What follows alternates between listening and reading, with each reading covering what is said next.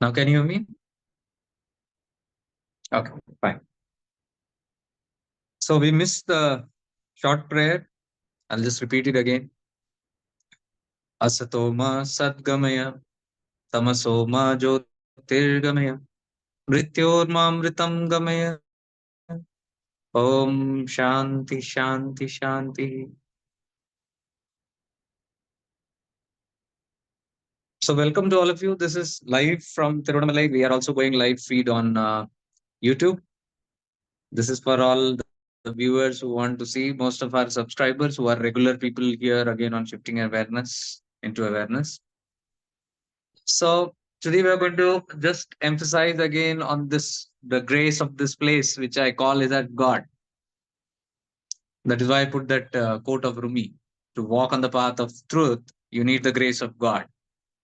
So for us, Arunachala is God, because Arunachala is the representative of that God. So in so many ways. So we will talk about it in brief, about how Arunachala is compared to God here. Just give me a second. I'll just check if the YouTube feed is going right.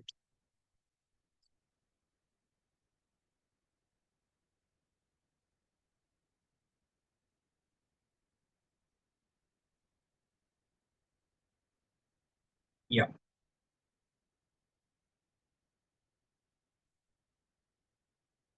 Okay. Fine. It's going right. I'll just mute it.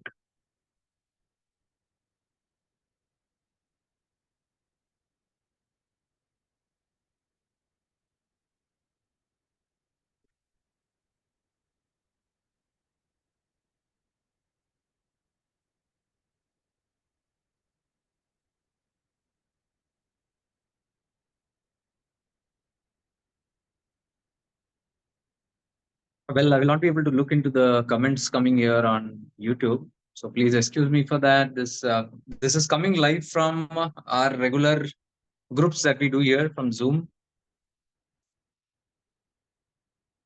So whenever we want to do anything public, it goes through the Zoom only. So in case anybody wants to join, you can directly come here and participate in these directly. So we are talking about the grace of Arunachala. We have a nice peacock also behind. Murugan. Murugan symbol. So I don't know if you saw that image of Bhagwan Ramana sitting on a peacock. That somebody has drawn that, but again he's compared to Murugan. Murugan is Skanda, the son of Shiva. Now, when we are talking so much about non-dualism, so our references also will be a little different. When we are non-dualistically talking, our references also will be non-dualistic. So Murugan is the light of Shiva, or what we can compare as the third eye. What we are talking here, Shiva is the Sahasrara, Murugan is the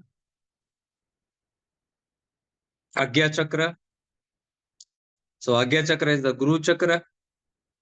Guru Chakra is the chakra of light, of recognition, of remembrance of who am I, of intellect, buddhi, awareness. This all denotes third eye, Agya Chakra. It's also known as the Guru Chakra.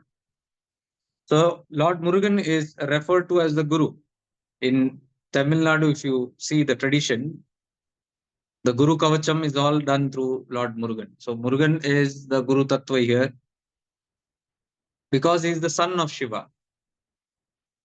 So son of Shiva, we are not talking biological sons. We are not talking about the bodily relationships. All these examples are given because we cannot fathom the subtleness of these tattvas. So all these have been given, symbolized very beautifully as the Father, Son, and all that. So like we have in Christianity, the Father, Son, and the Holy Spirit. So this place is known as the place of Shiva. Shiva represents the God consciousness, the supreme consciousness. So this belongs to all religion. It is not that this hill belongs to the Hindus. It belongs to everybody because everybody is consciousness. Everybody is pure consciousness. So we might refer to it with different names. Like we can take two different concepts here that we are constantly talking about on this platform. I keep talking about it. One is Kashmir Shaivism, the Shiva Sutras, and the other is the Vedanta. So here basically you will find a blend of both Vedanta and Shiva Sutras or the Shiva Tattva. This is Shiva Tattva. But it has good reference to Vedanta also. In Vedanta, they call the highest supreme consciousness as Parabrahman. Para. The final. Para. Ultimate. Complete is Para. That is what we refer to as God in different religions. Even you can call Allah as Para. Final. But they might prefer to call it some other name. Same Christians might call it some other name. Yehovah, Jews will call it, or God, they say in Christianity. It is referring to the Para, the complete supreme consciousness, from where, which is the basis of all creation. Everything stands on that. Everything is emerged out of that supreme consciousness. Everything is come out of that subtlety. Even the grass has come out of that subtlety. So all religion are pointing to the Para Tattva. So that beautifully has been referred to in Vedanta as Para Brahman. Brahman. Brahman means God. Not Brahmin, Brahman. M-A-N, not M-I-N. M-I-N is a caste, is a culture, tradition. We are not referring to that. So Brahman means the God consciousness. Para Brahman, the supreme consciousness. Vedanta talks about Para Brahman, and the Shiva philosophies consider the same God, supreme God, as Parashiva. Kashmir Shaivism calls it Parashiva as Parabhairava. Whole tattva is para, complete, ultimate. So the seekers of Advaita, non-duality, should not be confused with these names. Neither they should get carried away with all these different philosophies. I would call it philosophy. I would even call it concept. Kashmir Shaivism is a concept. Vedanta is a concept. When it comes to the higher realities, they are all expressions of the same truth. So different philosophies, different names, different identities, but pointing towards one truth. So we are talking here about this zone as Parashiva or Parabhairav because it's more relatable to Shiva Sutras or the Agama Shastras, all this plays, all through the Purana, because this whole Arunachala is mentioned in Skanda Purana. The origin of this place, the beginning of this place. Why this place is given so much of importance? Because it's considered to be the origin of creation. Creation starts from here. So creation starts from here means what starts?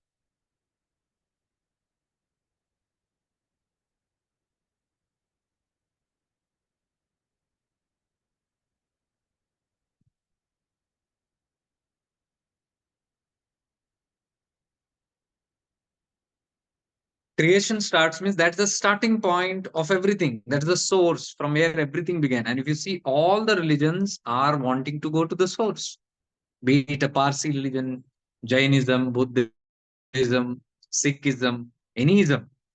They're all striving to go back to the source, or they are worshipping the source. They know there is some power that is the ultimate.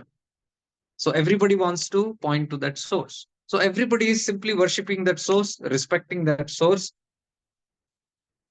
and everybody is seeking from that source. Or you can say the ultimate liberation wants to go back to that source.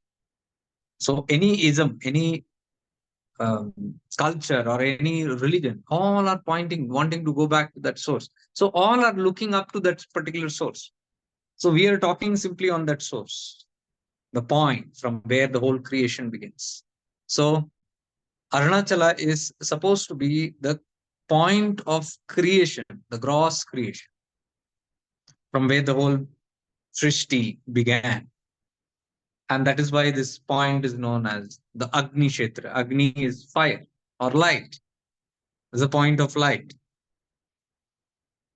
I have mentioned this before also, be it Islam, be it Christianity, be it Hinduism, they all talk about light. Basically, they all talk about light because light is the most seeable, most gross, most subtle gross form of God. So God is Nirguna Nirakara, attributeless, formless, Nama Rupa, not there. It cannot be known, very difficult to fathom. What is this formless, attributeless? So if you want to even see through your panch indriyas, because we have five indriyas, and if you want to even realize that God as a source of evidence, because this panch indriyas gives us evidence, there is some God somewhere. And with that evidence, we catch proof, and then we have faith and we have belief. How can you have belief on that which you can't see? Because it's not in human tendency. What you cannot see, you cannot believe. It's very difficult. And that is where the concept of duality comes into form. That is where the catch of all human psychology,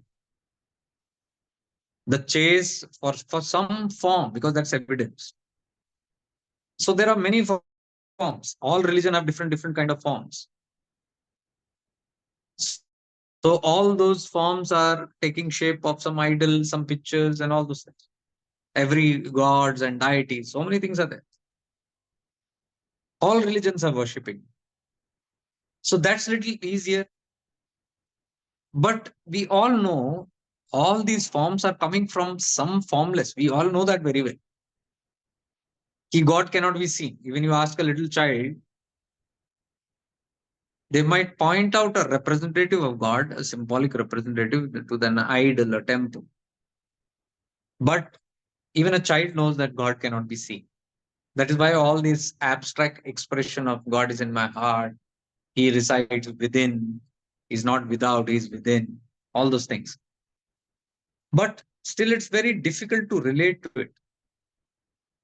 So, man found out a way to identify with some source and call that God because that is the closest form. So, if you see the whole journey of from where the nirguna takes a guna, or nirakara takes an akara, the formless takes a form.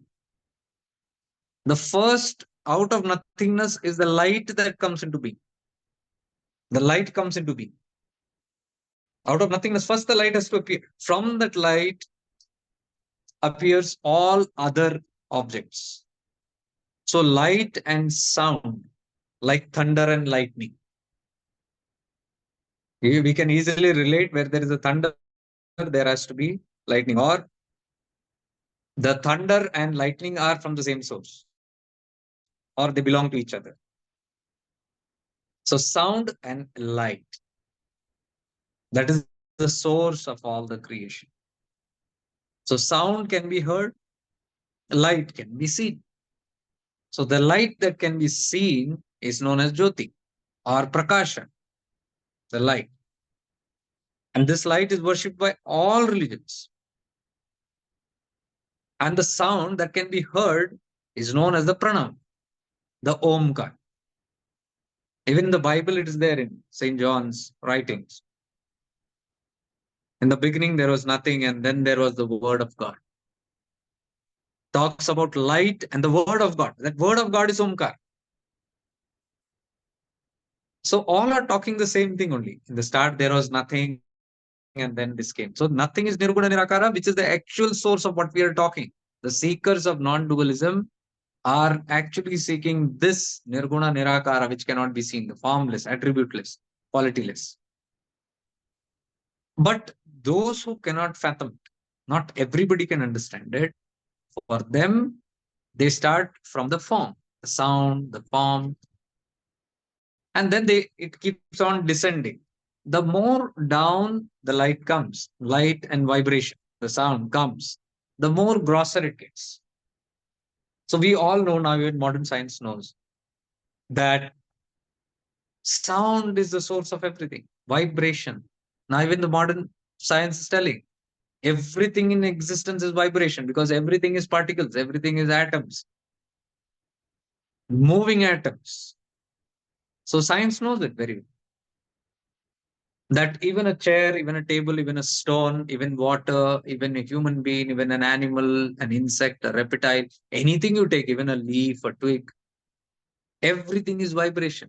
They can see vibration in the wind, they can see vibration in the space, everything. So now it's more clearer to understand that everything is coming from vibration. Vibration is the source. But if you go deeper into vibration, it ends up in light. That is what the research is already going. So from light, sound, and then sound, different kind of sounds and different vibration gives rise to different kind of grossness. So all these objects, what you see is nothing but sound, but they are different kind of sounds, different frequencies. They're not the same sound. The original sound is Om. And from there, you can take simple example of the music, seven sounds, Sare, Gama, Padani. They are not same if you listen to it. They are different tunes. But every tune has a frequency. They're different frequency. And you can see it goes on rising, high frequency and low frequency. So the lower the frequency, the grosser. The higher the frequency, the sukshma. So it starts from the highest frequency of sound and the sound keeps reducing down. As it keeps reducing down, that kind of manifestation of materials. So that's how the whole world is made of. Different object, different materials, different dimensions, even lokas are made.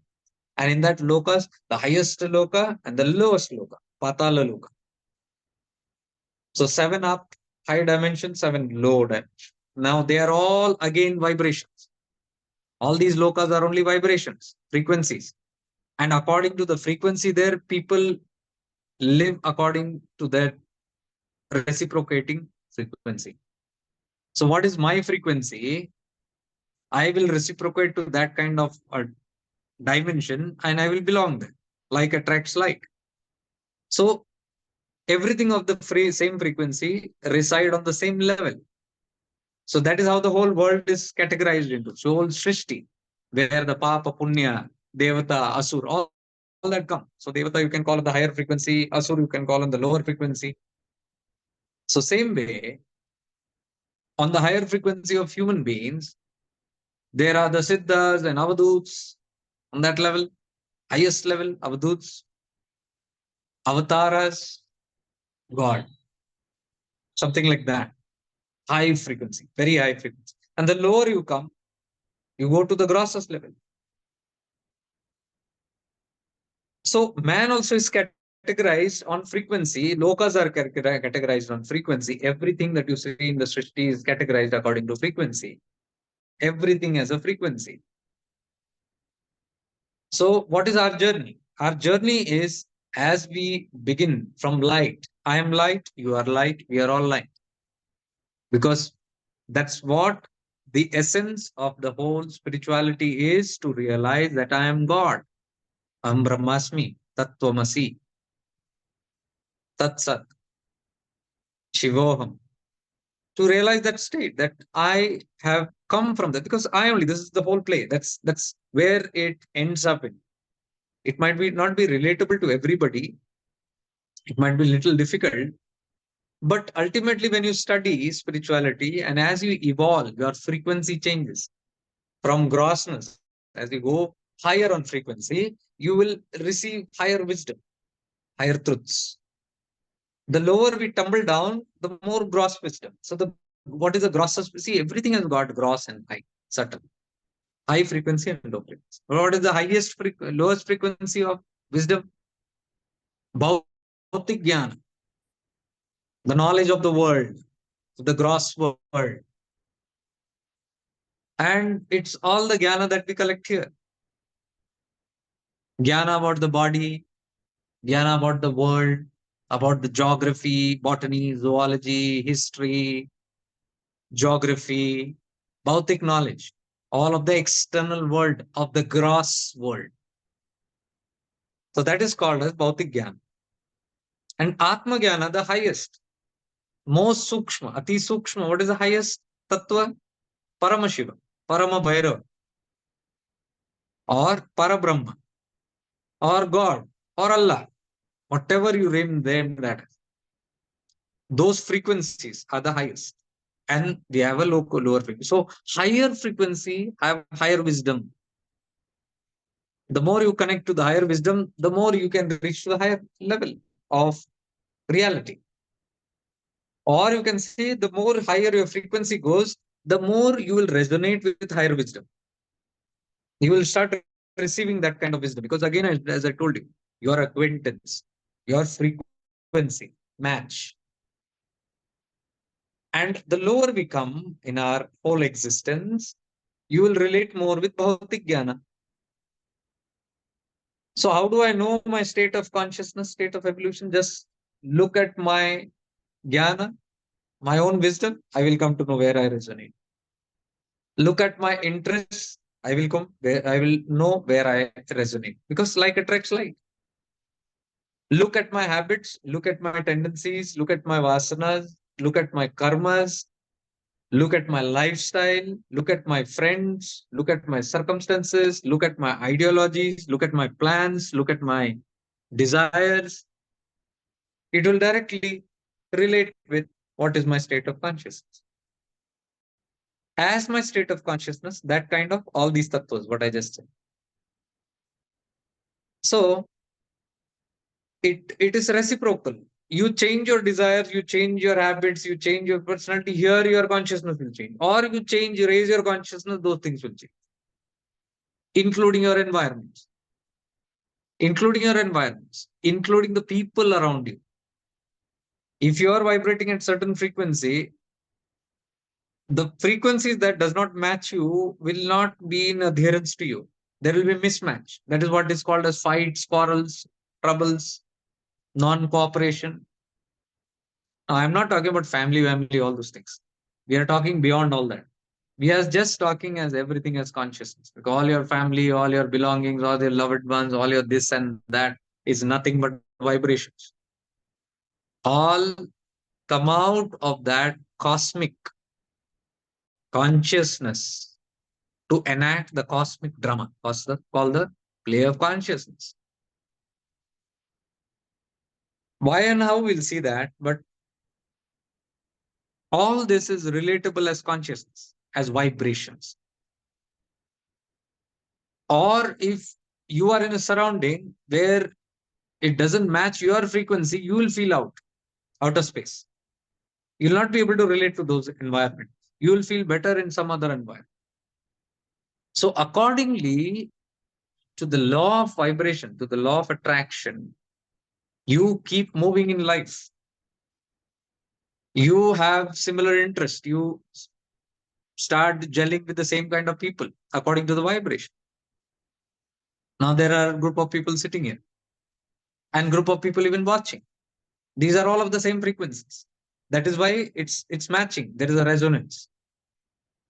That is why each are able to relate with the things happening.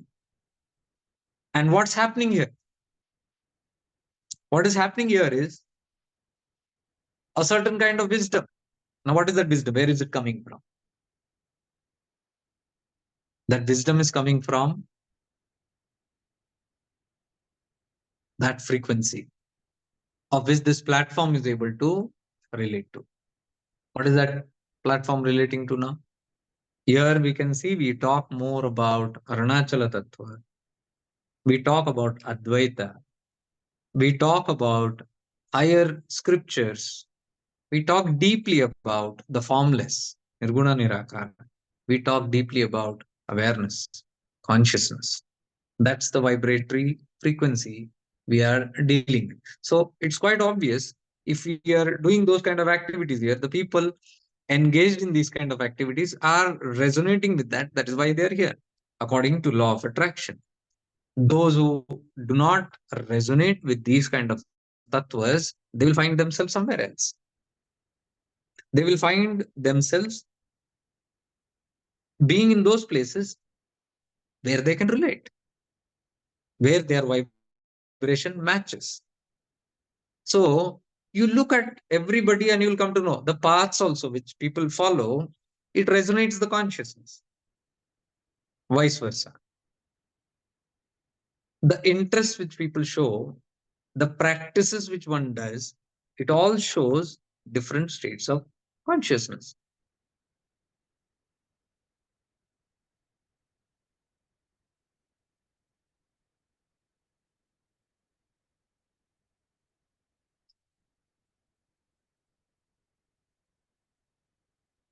So that is why, according to individual consciousness, we attract, or you can say, according to what that environment is, we get attracted there. So Arunachala, when I talk about, it is it is the first form that has taken a form, the first from Nirguna Nirakara. So that is why it is known as Jyoti Swarup. The hill itself is the hill of fire. So it simply means, if you are relating with this hill, if you are being drawn here, you are certainly being drawn to what is the tattva of this place. What is the element? What is the substance of this place? This place is known to be the Redeemer, the Liberator, the one who can grant liberation. Because this is that final tattva. This is the Bhairava place. Beyond this is the Parabhairava's place. Because from the Parabhairava, the light comes, and the light, and then the manifestation and the creation. So Skanda Purana refers to this hill as the first form. That is why the story of the pillar of light, Shiva appearing as the Jyoti Swarupa, as the pillar of light, and then the whole expansion going from here. And when it is reversed in the so-called pralaya or destruction, because Brahma Tattva, Vishnu Tattva, and then the Rudra Tattva. Brahma is the creator, the beginning of everything. And then Vishnu is the sustainer, it sustains everything. And the redeemer, the destroyer, is the Shiva Tattva. That is what we are talking here. So destroyer means what has been created, when it is withdrawn, that is called as destruction. And we know very clearly the Srishti means temporary. Nothing in creation is permanent. What is permanent? The only thing that is permanent is the source. What is the source? Parabrahman, Parashiva, Parabhairava.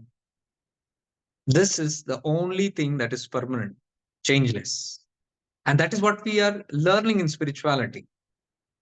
All our seeking and all our practices are to go to that which is permanent, not that which is temporary, because temporary, which is ever changing, is subject to dualities, pain and pleasure, good and bad, all the opposites.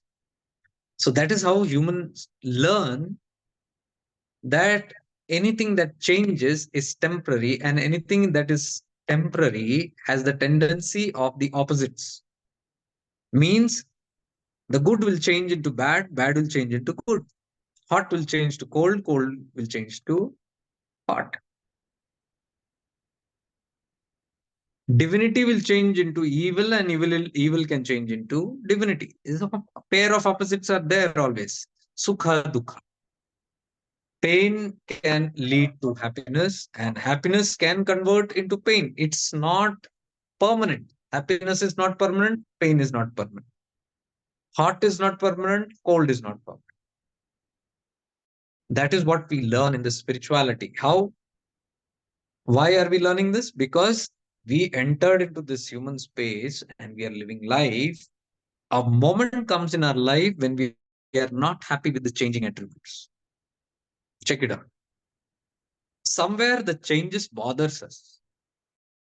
That is when the awakening happens. That is when the seeking happens. When, let's say, I have happiness. I'm very happy with life. I go gala with the life. Very, very happy with my life. But then I realize sooner or later that this happiness is not permanent. It is changing. And that is the time I question, why is it changed? I was happy. Why did it become sad? I don't want to be sad. So there is a thrust to go back to that happiness. But then it is undeniable. We can see that no, I cannot always flip to happiness. If I want happiness, I will have to bear sadness also. If I want pleasure, somewhere or the other, I have to bear with pain also. This takes lifetimes for a human to understand that the pair of opposite is always going to be there. Only when the pair of opposites starts bothering us, then we start questioning, why is this changing? Is there anything that does not change where I can, you know, embrace that permanent peace, permanent happiness, permanent joy, permanent contentment without having to fluctuate all the time? That quest of man to find the permanent source is what brings them to spirituality. And then, as they start walking the path of self discovery, they sooner or later again begin discovering that the path is available somewhere. They start get glimpses of that. They start receiving wisdom towards that. They start getting guidance towards that, and then slowly they start moving in that direction. And now as they walk on the path, slowly, gradually, they will start getting many glimpses, and sooner or later their faith becomes firmer that this is where I need to go. And once it becomes firm, then one strives to reach to that state of permanency. Permanency, because everything, creature in this universe you see is striving for happiness. You look at even an insect, it doesn't want to be hurt. Who wants to be hurt? Who wants pain? Nobody wants pain. Everybody is seeking pleasure. We are all pleasure seeking animals, including humans. But when we don't get pleasure permanently is when we start deeper questioning, and then the seeking for truth happens. What is the truth? The truth is that the eternal peace and eternal happiness can be found only in the source. So we begin with the quest of this truth. I want to know the truth of what is this life about, because this is so temporary. See, even the quest of all this, where did creation happen? Why did this goddamn world get created? Why do I have to suffer? Why there is death? Nobody wants to die. Have you observed that? Everybody wants to be immortal because they want to experience life. They want to be alive. Nobody wants to die. That is denial of the duality. So they are denying duality, and duality is the reality. Death is there. So it takes some time and some lifetimes for persons to go through multiple life and death and pain and pleasure and all that, and then slowly conclude what the heck is all this about? What is the meaning in this? What is this day and night? Duality. Night I sleep, day I wake up. Again, night I sleep, day I wake up. Again, night I sleep, day I wake up. What is this about? That is, you can call as evolution. Why is that these kind of questions coming to our mind? Because we belong there. We are what is defined as Satchidananda. Our natural state is Satchidananda, means eternal happiness, Nityananda. But since this adventure of going and having an experience of life through duality, through multiple forms, be it a reptile, an insect, a tree, or an animal, a mammal, or a human being, or a god, goddesses, deity, whatever, different formats. We all set out and we have been through all these yonis. They are called yonis. We have played the game because that is why we have set forth. We want to experience life fully. But when the whole creation begins from the start, it begins with this ignorance, and that ignorance is so strong that you can simply keep repeating this experience without having conscious knowledge of what I'm doing here. So that's why I said it takes multiple of janmas and species to get to an understanding that this is all mundane. And when the day you realize what is the meaning in this, day you question what is the meaning of all this, it is said to be an awakening point of your whole journey. So life begins in a very gross way. It expands itself. It has multiple experiences, and then it starts remembering as it goes very far. And as there is no happiness, the memory is there because I am light. I left home, the Paramdhama of light, that consciousness, pure consciousness, I'm pure awareness. But that step out creates this duality and the ego, formation of ego. That's what is explained in all these philosophies, so many philosophies. In Vedanta, Upanishad, this is what the explanation is.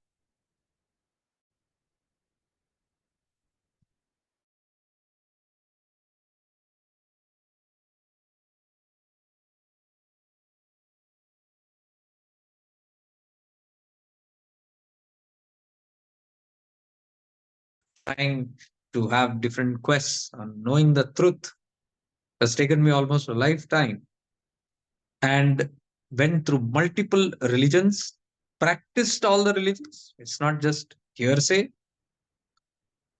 I practice Islam also. I practice Christianity because I was born in this body, in this Christianity, and then explored through the various wide ventures of Hinduism. So, being through different Shastras, experimenting them, studying them, cross questioning them, because you enter more into this zone of Hindu Shastras, scriptures, until you develop your intellect, it's very difficult to get into this ocean of scriptures. Because you'll find sooner or later, as you enter deeper into this, the scriptures, they all contradict again. Many scriptures conflict against each other, they are quite opposite. So, until you have a proper intellect or a proper guru or guide, it's very difficult. It's very easy to get lost in all this and have different delusions.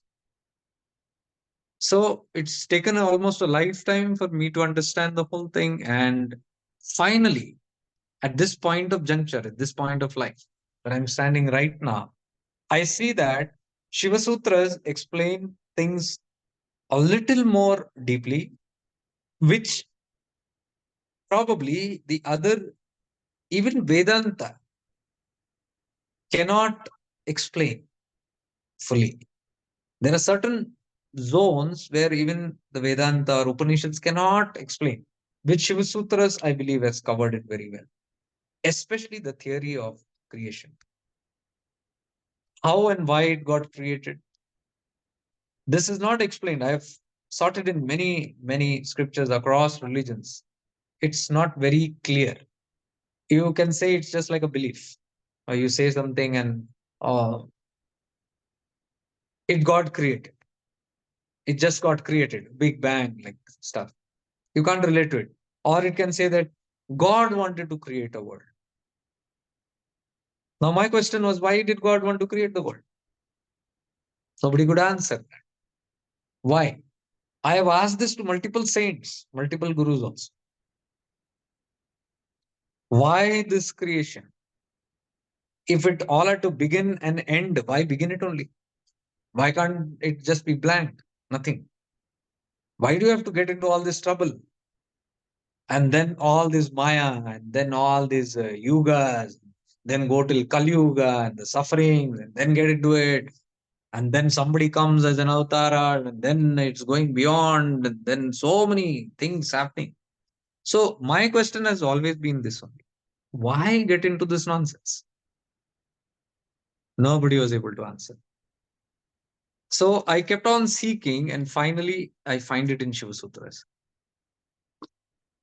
which is very much relatable and very powerful, explained through the terminology of Parabhairava, which is the consciousness. And see, there, when you say Parabhairava, is that source, that intelligent consciousness, which is ever powerful, eternal, infinite. It starts with a belief. How do I know it is infinite? How do I know it is powerful? So I have to believe my guru, my teachers, the paths, the religion, the scriptures. No other option. So it starts with a certain kind of belief, but that belief should not stop there. The exploration should go on. So as you keep on exploring, what I found was definitely there is something called God. There has to be something called God. Why? Because we refer to that God as supreme conscious intelligence, powerful. How can you, what is the proof for powerful? Then you have to open your eyes and scan through life. So, through grace, this all happens through grace. Now, we'll come to that terminology of grace, how we are all affected by grace and nobody is kept away from grace. We are all worthy of grace. But I'm trying to explain the whole drama of life and the whole concept of grace also. And why this grace?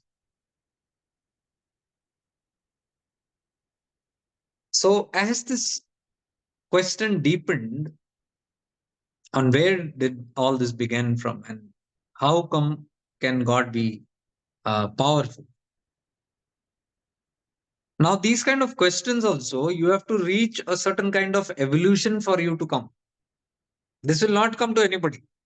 There are billions. Forget them having this question in their mind. Even if you go and put this question in their mind, they will not be interested. Not everybody is interested to know about God. Not everybody is interested to even investigate why am I in pain? Why am I suffering? Not everybody is interested. It is simply an innate nature. If somebody is suffering, they just want happiness. That's all. They don't care a damn. What is it about? So if you see, everybody is on that blind moving towards happiness. Even an animal just wants happiness. It doesn't want pain. Humans also. They don't want pain. They just want happiness. Even they don't have a second to sit and contemplate, why am I in pain? Why is this thing called pain there? Why can't I always be happy? No questions asked. They just want to be happy. So that is called ignorance. That state is called agyanta. Because of ignorance, they are compelled to behave that way. But as this evolution that we are talking about, it starts from the grossest of things. You can say at mineral level, mineral kingdom, then the plant kingdom, and then evolution into animal kingdom, and then evolution into human kingdom. We have been through all that. That's the whole evolution theory, even in spirituality. Shiva Sutras beautifully explains that. That is why the terminology of Pashu is very powerful. Because Shiva Sutra says, you and me are all Pashus, animals. We have evolved from there.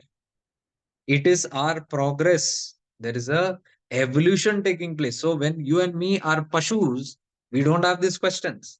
We simply live like Pashus. Maybe hundreds and thousands of janmas, we have simply lived without questioning. Bhogyoni. But There is a certain state of evolution where everything is evolving, even from stone to plants to animals to mammals to humans. There is an evolution that's taking place.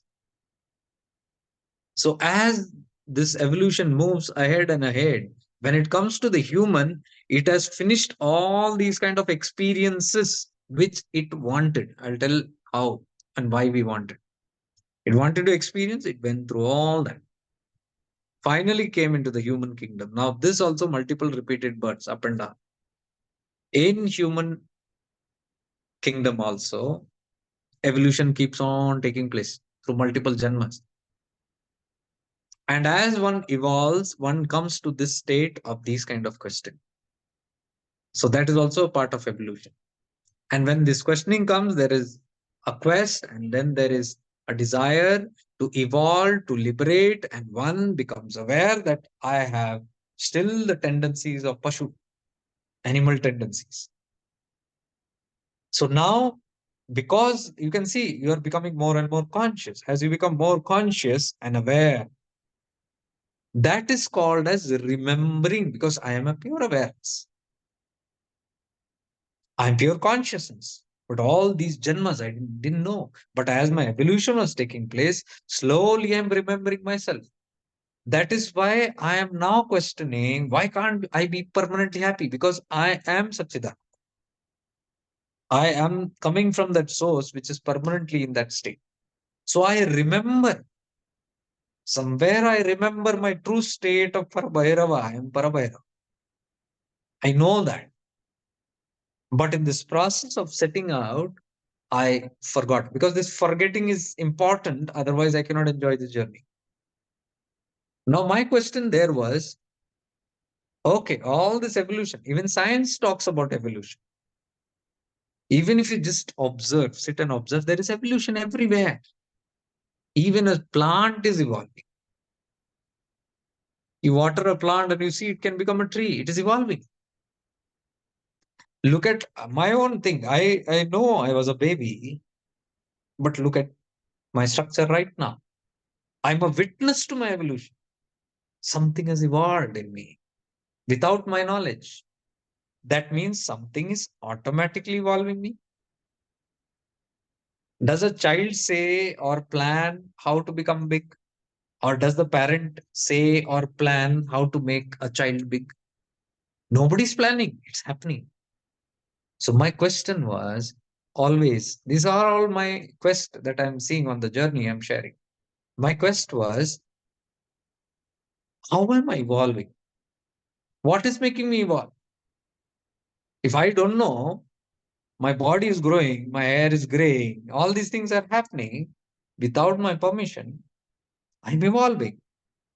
Even I can see my own state of consciousness 10 years back, 20 years back, 30 years back. And what is it now? So I'm evolving. There is enough proof to see I'm evolving.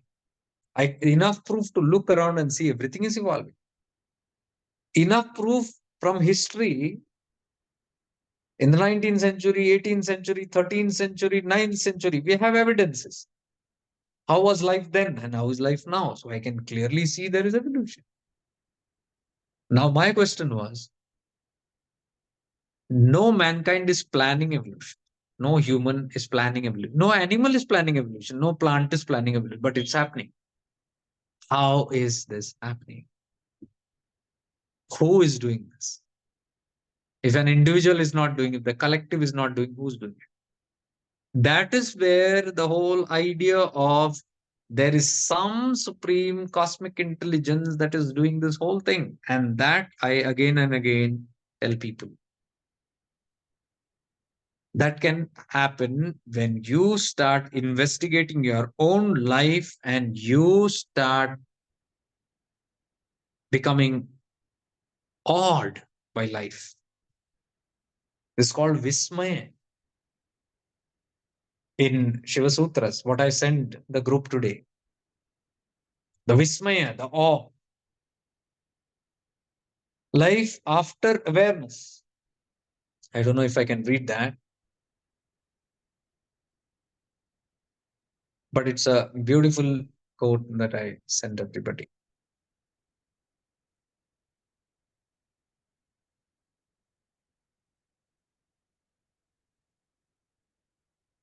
Yeah, it's here.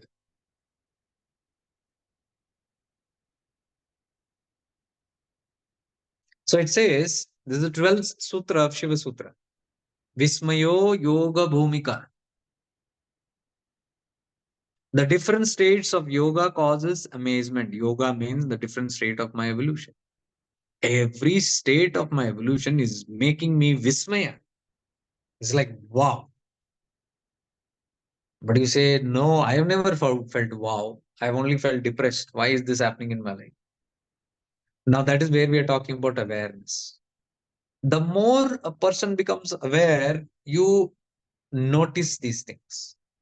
You notice the evolution and you notice the awe, the splendor in every part. That's what it says.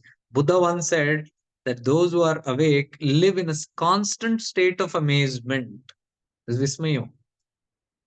Now, Buddha said, if you extremely look into Buddhism, it comes from deeply from Shiva Sutras. Only. You can literally say that Buddha followed Shiva Sutras.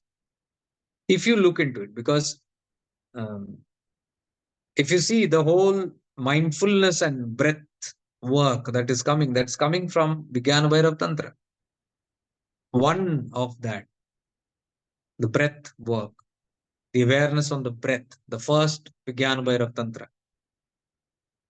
That one aspect was just followed by Buddha, and that became Buddhism. One Tantra became a religion. So you can relate what Buddha speaks here is so relatable with Shiva Sutras. Those who are awake live in a constant state of amazement. The different stages of yoga result in higher and higher level of awareness. One becomes more and more awake. Becoming awake changes your whole world. You begin experiencing things you have never experienced before. You look at life a whole new way. You see the beauty of places you had in places where you had overlooked. You may appreciate the color of a flower or an article or of clothing. There is a feeling of joy that fills you and flows out of you. This is because you have come in touch with your highest self. What are we talking now? The same thing. Vismayo Bhumika. As you must have seen, all of you who are there on this shifting into awareness platform for the past 3 years, you can sense this very clearly. And that is how we are learning. And even I'm sharing or teaching here, all based on this platforms of awareness. Because whatever we teach here, whatever we practice, they are not just simple understanding or knowledge or gyan or just some method. It is directly relatable. We constantly keep on relating every experience, every practice that we do with these shastras, because shastras are praman. They are very authentic sources of you as guidance. Because these shastras are coming from the highest cosmic intelligence, from Shiva himself. So we are following the Mahaguru, Shiva. Shiva is the ultimate Guru. This is the theme of Shiva Sutras also. He, the final Guru is Shiva. The Jagat Guru is Shiva. The Guru of all the Gurus is Shiva. Shiva, I don't mean the blue skinned person sitting on a mountain. Please. Because then you will start favoring that. Oh, then it's my Hindu God or it's my religion God that is the supreme. The moment you say my God and our God and supreme, you have gone into an ego bracket. It's a different zone altogether. That ego has to completely annihilate, where there is absolutely no difference. That's why I'm referring to that tattva as supreme consciousness.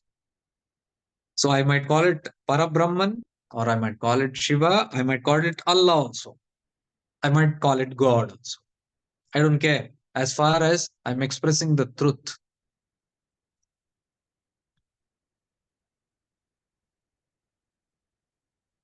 So that state which we are talking, the Mahaguru is Allah. The Mahaguru is God. The Mahaguru is Parabhairava. Mahaguru is Shiva.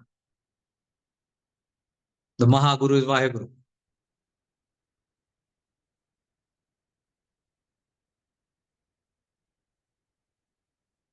Whatever you want to call it, whichever religion you want to refer it to. The highest source of whichever all the religions are pointing to, the formless, Nirguna Nirakara, that is the cosmic intelligence. That is the Mahaguru that teaches everything, because the whole Srishti has come out of that. So, whose responsibility is this? Is my question. If you give birth to your children, whose responsibility is just to take care of the children? The neighbors? Or your caretakers? Or whose?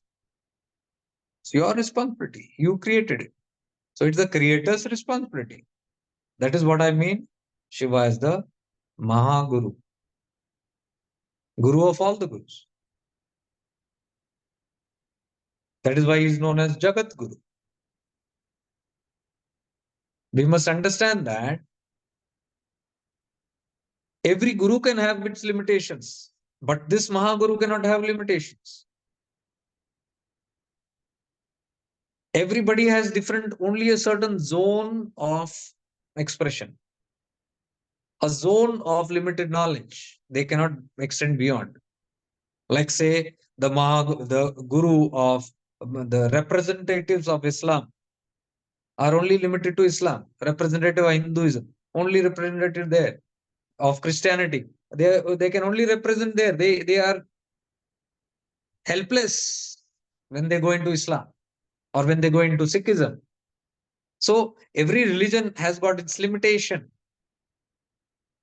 In every religion there are multiple paths, and all the paths have their limitation. You can see everybody is boasting their own religion paths. They cannot go beyond.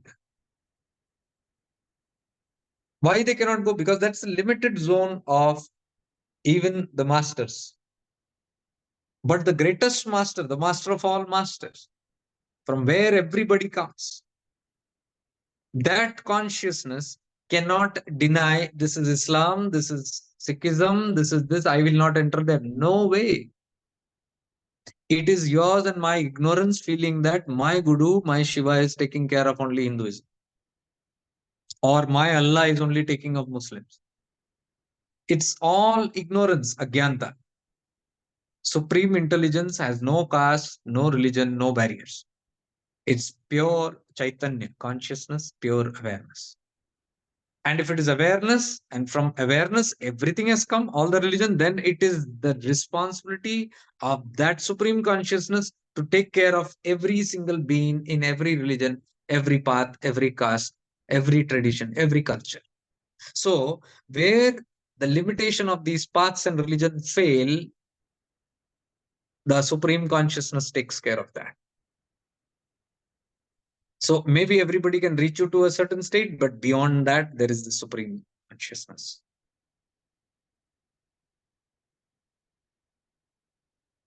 That is why many of the paths, many of the masters actually take you and dissolve into that nothingness. If that happens, then that's a success, because that dissolving into nothingness, it's a medium, it's a madhyam. The guru, the path, the religion is all instruments which can guide you, which can point you direction, and which can nourish you and prepare the way for you, but it itself cannot grant you liberation.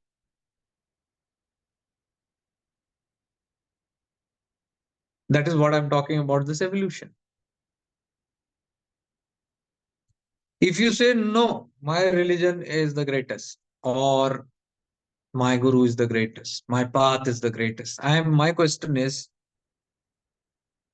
what happened to all those structures and beings before your path, your guru, your religion, your deity came forth? Life existed then also, right? And something was already taking care of it.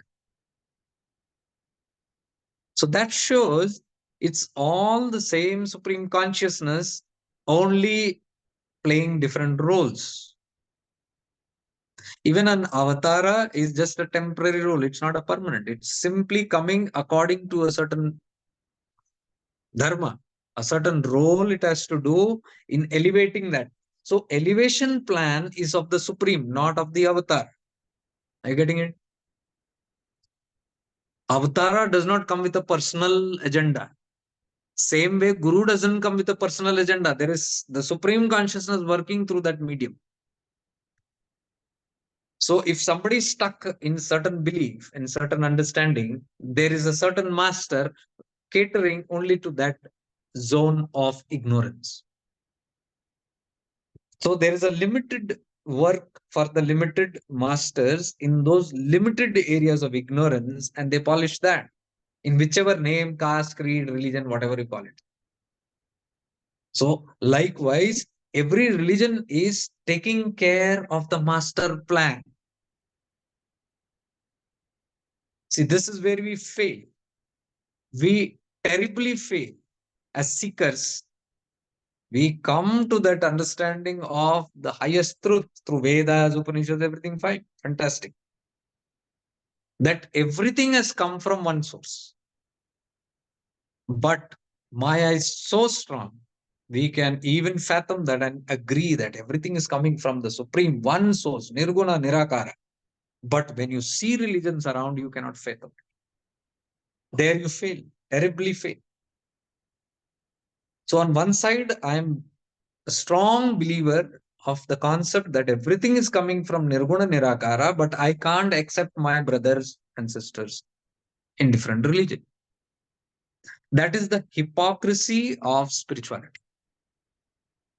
Only when you rise and crack beyond that hypocrisy can you move towards liberation. Otherwise, you are on a toss. You are in another dilemma of ignorance only. You cannot rise beyond it. That is why the tattva of fire or light belongs to all the castes. Every home on this planet is lit with this light. This light, does it see difference? The light that is burning in your house, in your bulb or tube light or LCD or whatever, LED or whatever, does it differentiate? The current, the electricity, does it differentiate? We must learn from that. Prakriti. Does the air differentiate? Does fire differentiate and say that I will catch only in fire in this religion house and not in that religion house? Does the sun do that? Does the rain do any partiality? Which tattva does partiality? Except human beings. Even animals don't do it. Even plants don't do it. Rocks don't do it. So the only problem is with human mentality. That's where the ego is at the strongest. So you can see, we can call ourselves the most evolved beings, yet we are degraded. When it comes to the ultimate truth, we are degraded. So that is a very challenging part for seekers to get over. That I can see limitations in all the paths, all the religions. How much ever you want to glorify, glorify, but I can pinpoint and show it is a failure, big failure. When it comes to that, everybody's frozen. And my investigation shows very clearly that until you are frozen, you cannot go beyond and realize the ultimate. I mean, you can do your experiment and keep trying, but I am sure of it. And that is what the deeper studies led me to those tattvas and to those secrets where the higher secrets open. And I'm telling you, only if you seek, you shall receive. Simple. Knock and the door shall be open. I don't knock. Why? I'm frozen in my own belief system. So I go to a certain level and I'm knocked out there. I don't have seeking beyond these diversities. So the secrets beyond diversities will not be told to you. All these secrets of Arunachala, of Parabhairava, is only for those who seek beyond diversities. So if you are too fascinated and a very fan of your fanatic ideas, you will never get these in your hands. You can try it. So what I'm trying to say is Even what makes somebody capable of wanting to go beyond the diversities? Why is one person able to come only to a certain level? Why is one able to go beyond? Why is everybody not able to go? Why is some even lower than that? Why some humans not even interested in gods and spiritual? Nothing like that. Not even interested in gods, not even in temples, mosques, nothing. They don't want anything. So why human beings are not alike? Why is everybody on different stages of evolution? And if they are evolving, what makes them evolve? Is the question again back. So if I am questioning and if I am challenging,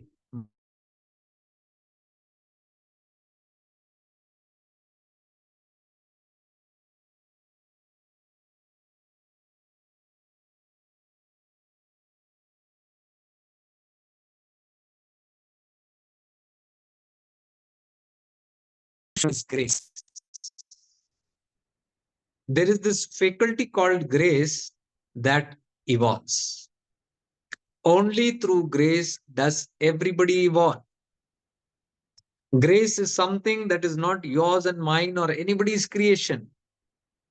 It is that cosmic intelligence that is flowing from the source, which knows how much to expand and how much to contract. Take a simple example. You are breathing. Can I say you are breathing? But we say I am breathing. False.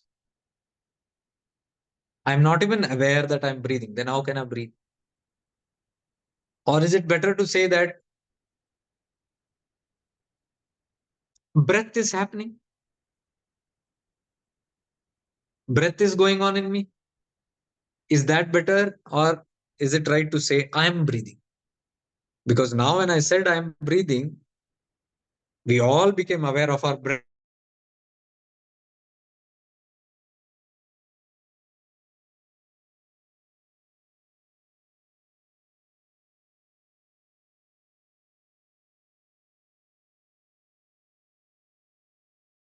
If I want to have human experience, if I want to evolve, if I want to see God, if I want to have liberation, I must be alive in this body. And what keeps me alive? Breath. And I am only not aware of the breath, but it's happening. That is grace. That tattva is called grace. Anything that keeps you alive and keeps you moving into that zone is grace.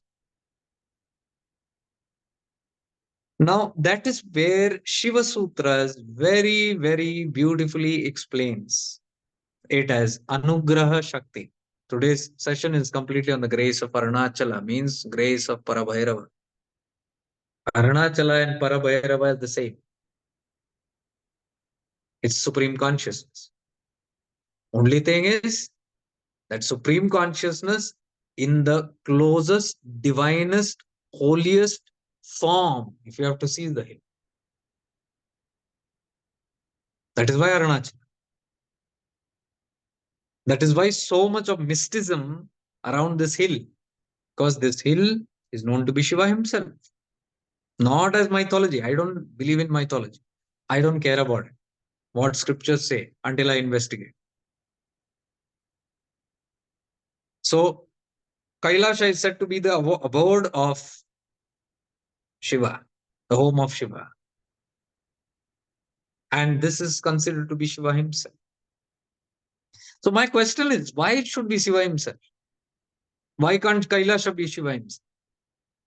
This is how you investigate. And then when you seek, you shall receive the answer. Otherwise, you become a believer. And if somebody comes and questions you, you will have no answer. If you become a believer of your scriptures or of your teachers or whatever, you heard it from somewhere, and then you go on boasting. This is Shiva himself. And if somebody asks you, maybe you're somebody not on this path that you are, I say, what bullshit? How are you calling this a Shiva? It's just a rocky mountain. What will you explain? Will you explain it is written in the scripture? Then they will show their scripture and tell, our scripture says this. Which are you going to believe? Clash. All those who fight only with scriptures and hearsay, those who have taken teachings from here and there, and they have believed it. They are for a toss. They cannot explain anything because you are a believer. You can only say, I believed it, or you can give reference. This scripture, so and so page, go and refer. But you don't have an experience of it. So that's why here on shifting into experience, awareness, I talk only about experience. And I tell all the seekers, until you have an experience, don't believe it. Even whatever I'm saying. And whatever I'm saying here, it's my responsibility to give you that experience. Otherwise, I have no right to talk about it. So all these practices that we do are with experience. And once you have experience, you'll say, yeah, that's the point. I get it. That is why I ask people to post your experience, because that is the authenticity of the path. Whatever you are learning or any scripture that you're referring to, it should be there. Now, I've said this particular, what is this about? Vismayo Yoga Bhumika. We cannot simply talk on this. Shiva said this. We go with the sutra and we experience. Now, this sutra number 12 says Vismayo Yoga Bhumika. So it simply says one becomes more and more awake. The different stages of yoga results in higher and higher level of awareness. Now you tell those who have been practicing for the past 3 years, 2 years, 1 year, are you not sensing a heightened state of awareness as you go on? If you are, then you will see Vismaya, amazement. Every level of awareness that happens in you, you are amazed. Something within you is happening, something outside you is happening, and you are a witness to it, and it amazes you.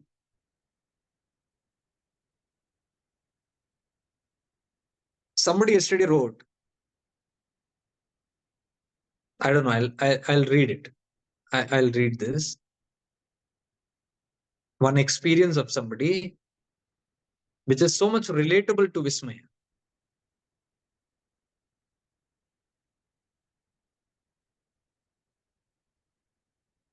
But yeah, I want to share my current changes, which is unbelievable. I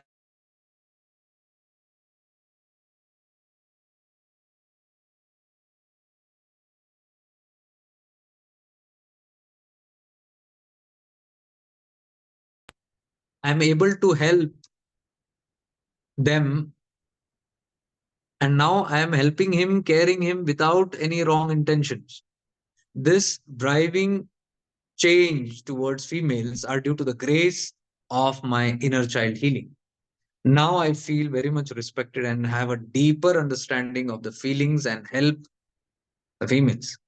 Thank you for this transformation.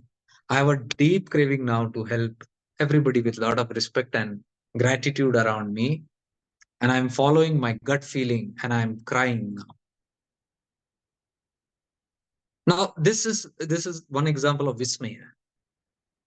Some a spontaneous awakening happens, a change happens, something negativity passes away, and you are healed, or you release something that's not for your good. You have evolved.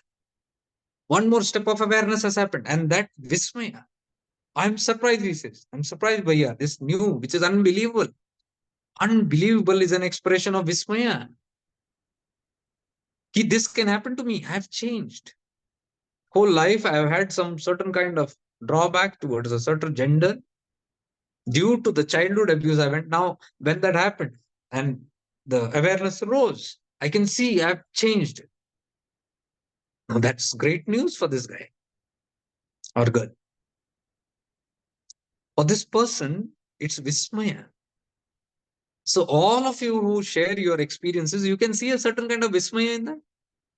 Amazement. Many of you, I can't see the, oh my God, what's this happening? That's Vismaya. So, not just in just these experiences, even if you look at life, you are in amazement. Like I told you once, my friend once asked me, he said, why same stupid things you talk all the time? But every time you're talking with so much excitement, don't you get bored? What are you excited about? the Vismaya. That should become your nature. Every moment is Vismaya. It's awe. You look at everything, like it's given example there. You look at a flower, now it changes. Or it says you can look at things which you ignored before. Small, minute things. Maybe it's an ant crawling or a worm walking up, and you're seeing the legs and you're watching how one leg is going here and there, and you're awed, like somebody was awed by a centipede. How can it walk in balance? Hundreds of legs. And how is that centipede moving in perfect harmony? If I had 100 legs, how would I walk? Vismaya. Oh my God, that creature is so coordinated. I look up at the sky, birds are flying, huge flock of birds, hundreds of them. Not one is dashing against each other. All are in beauty. Vismaya. My God, what is this? At night, bats are flying. Not one is banging against each other. Vismaya. This is how you are awed by creation. When you have this Vismaya only, you can understand the greatness of that source, from where it is all coming. That makes you develop a belief or develop a faith which is coming through experience and not just blind belief. But you're building up the devotion to something that is higher. You say, oh my God, if this is so beautiful, that sunset is so beautiful, this butterfly is so beautiful, if if every movement of this creature is so beautiful, if this world is so beautiful, how beautiful must be the creator? That's how you fall in love, and that's needed. That is what is called as devotion. So many people tell me you're an atheist because you talk so down about God and all those things. You don't. The seekers of liberations are the greatest theists because they're madly in love with that tattva, that source, because now they know that source. But they will not boast it through your fantasies or fanatism or the descriptions given by people or limited deities and things like that, because even the deities are made from that source. So they are catching the source. So you will see the seekers of the source, Parabhairava, are not carried away by these things because they know everything is coming from source. That is why you don't become fanatic about your guru also. You know it is the Parabhairava in that form. So you are delighted in the Parabhairava acting through this person, that person, this relation, that relation, this event, that event. Everywhere you are seeing that Parabhairava acting. Now, these states are very deep and higher states. It might sound very good, but they are very high states. High states means you become literally free of all the concepts at this state. You cannot identify it with anything. You cannot identify with one path, one religion, one philosophy, one theory, one master, one anything, because you see it in everything. You cannot specialize and call one thing as favorite and that as opposite. No way. You cannot call my path is great. No way. My master is the best. No way. This is all bachpana, childhood games. Like a child would say, my father is the best. My mama is the best. Good. But as you grow up, as you become a seeker, would you do that? If your consciousness expands, and if you go into that state of Vasudeva Kutumbakam, where every family is my family, would you keep boasting, my family is the best, my father is the best? If you are boasting, then your consciousness is very limited to that limitation. That is why I'm saying these are higher states of consciousness where you can see everything as your own, no differentiation. And that is a must. That is your evolution towards the Parabhairava state, because these are the tendencies of Parabhairava. Whatever I'm mentioning right now is the quality of Bhairava because he doesn't differentiate. I wouldn't even call he, I will call it it. It doesn't differentiate. It is genderless. It does not differentiate between anything. So if you are acquiring the qualities of your father or mother, your divine parents, you are becoming that. You're close to becoming that. That's what I'm saying. Until all these concepts go, until all these divisions go, until all the you and my goes, it is very difficult. Arunachala Tattva is that. This place is that will simply bombard that element in you which is causing so much of differentiation. That element is called the ego.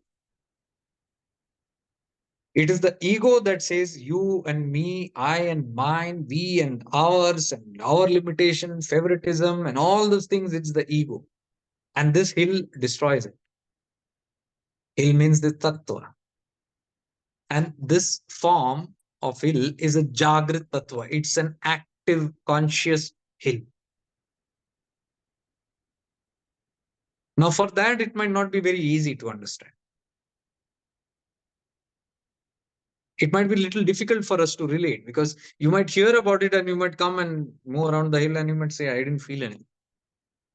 Or maybe I felt little good in the temples and around and top of the hill and all those things, but I can't relate to it. Yes, it's difficult. So I don't mean that if you come here, Parabhairava is going to give you darshan or Shiva is going to give darshan. Don't come with those hallucinations. But yes, if you come here, definitely that's the call of this place for a particular reason. Because this place, since it's vibrating with that source, has the capacity to burn the ego. That is why this hill, Arunachala, is known as the destroyer of ego. What is it that keeps you from realizing that you are Pairabhairava? I will not talk in your language, the other language that we always say. What is it that differentiates me and Shiva? What is it that keeps me and Shiva far? Yes, the ego. But I am going now deeper to the Arunachala Tattva, the Parabhairava, the Shiva Sutras, what it's explaining subjectively. I'm not saying I am different and Shiva is different, and what is keeping uh, difference between you and me. A little more higher and deeper level of understanding is that what is keeping me from realizing or remembering that I am Shiva? The question changes. As your consciousness changes, the questions keep changing. So you deepen and you no more relate as I want to merge with Shiva. That's good, but that's to a certain point in the start. Because that I is someone extra separate from Shiva, wants to merge into Shiva. But the reality and the ultimate truth, because what we are talking is the path of this truth, as Rumi says. If you want to excel or know the path of truth, you need God's grace. And who's God? The one who is that truth. So this grace only makes you experience and feel that I am Parabhairava, but I am not having that experience. I know somewhere. I somehow know, I have a feeling. It's not translated into experience, but I know. It starts, the grace starts with that feeling of, I know I am Shiva, but I can't experience it. I'm unable to realize it. Realizing I am Shiva is self-realization because self is Shiva. When you realize yourself, you know I am Shiva. The self is Shiva. So, what is it that keeps me away from knowing or experiencing I am Shiva is my ignorance and ego. So, the more I dissolve my ego, or the aham, or the I-ness, or the doership, I will simply return to the state of Parabhairava. Now, for that, you need grace. That is what we are coming to again. For all this, there is grace needed, not just to realize this part and this end.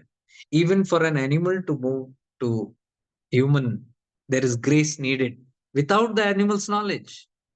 Animal is not saying, I want to become a human. It is automatically happening. That automatism is called anugraha. It's called the blessing or the grace of who? Of Parabhairava himself. Because Parabhairava only is in that animal, having this whole journey and come till this animal.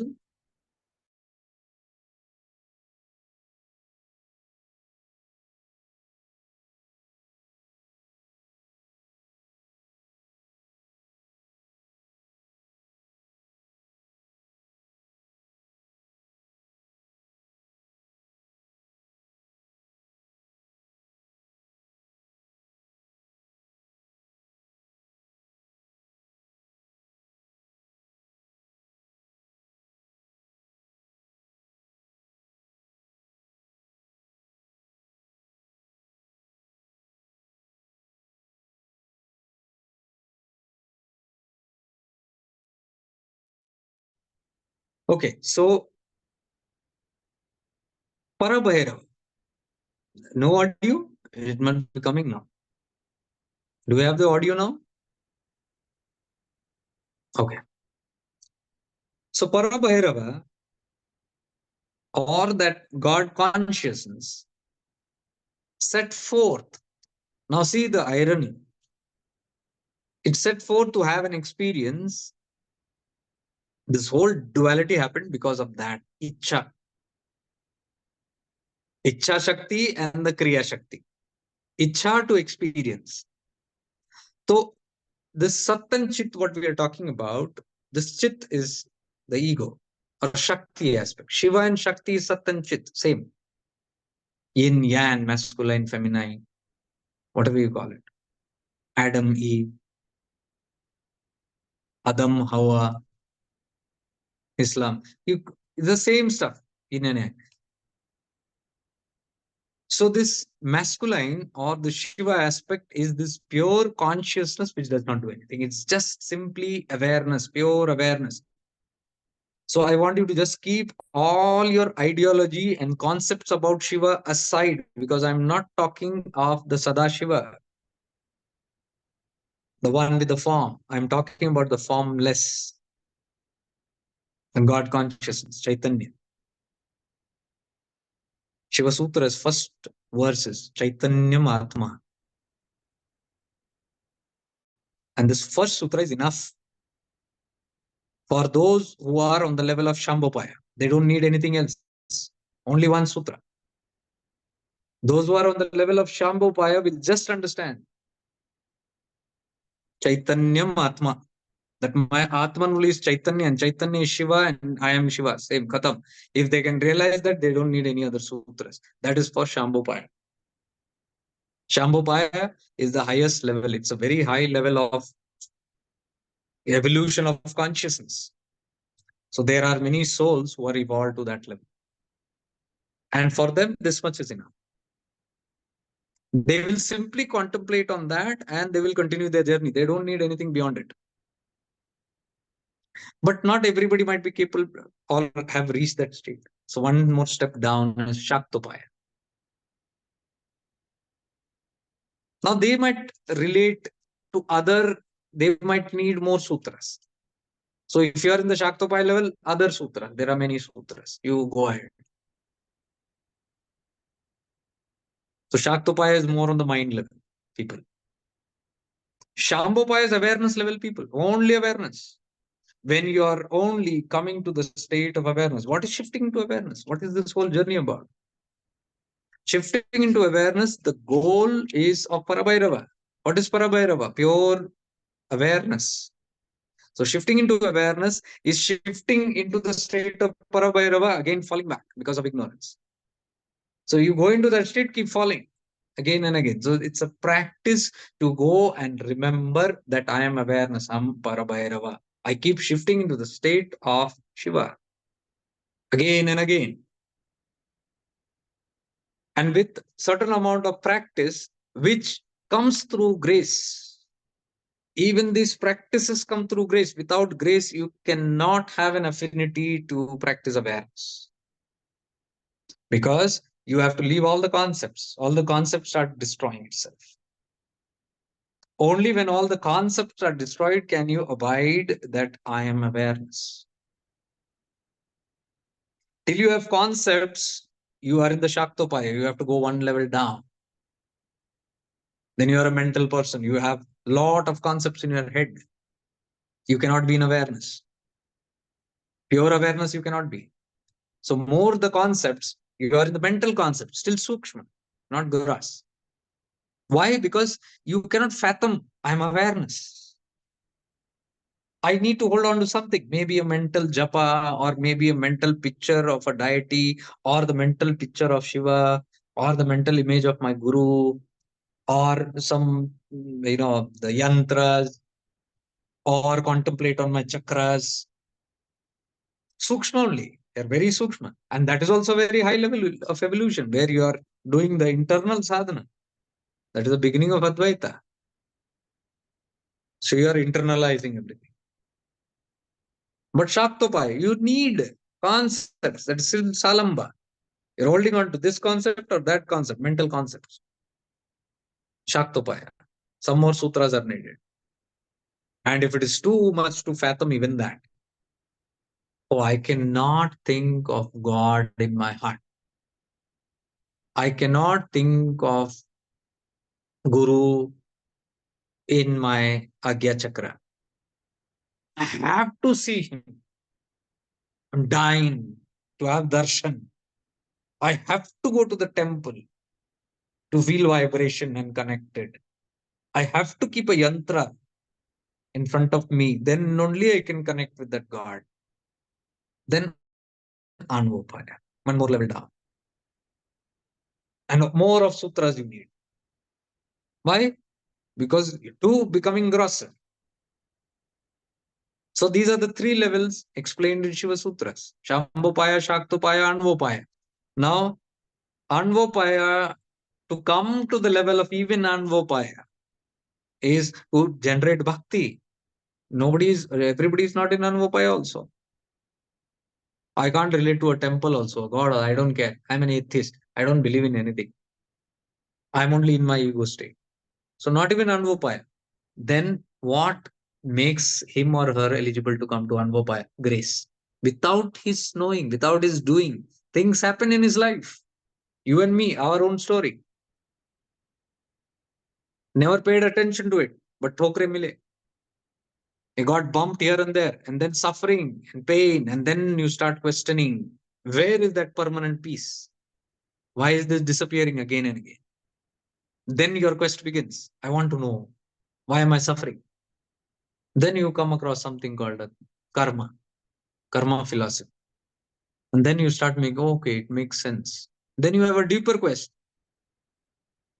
If karma is giving me pain and pleasure, what can I do to transcend this karma? Now you're going deeper. More deeper the questions, the more you will come into religion, into paths, philosophy, scriptures, and you start exploring. That's how the self discovery is happening. Now you'll see it is not without it is not with your permission here also. That suffering also did not come with your permission. It just happened to you. It just happened. And you bumped. Look at all your spiritual paths that you came. Did you plan and come? Did you say that at the age of 24, I will start my spiritual practice? Nobody guess. It just happened. And that happening is what I call as grace. Grace brings you into Anvopaya first. And you have to link with lot of things. All gross stuff. Then once you become sukshma, with that grossness only you take the practices. You go to a temple and you get connected to God. You develop bhakti and devotion, or you go to a guru and you take Diksha or Shaktipat, and the Guru helps you move further and make you more Sukshma, or you get a mantra, and that mantra purifies your mind, Chittamala, and then makes you purify. Everything, all this Anvopaya is helping me grow. But what brought all this to me? Grace. All these objects came to me, grace. Time lead came, grace. It's all happening. And then when it happens, I'm moved to the next Shaktopaya. Then now I lose my interest in all the heavily gross objects. Now I become more internalized. Now I become steady. Now there is no running around.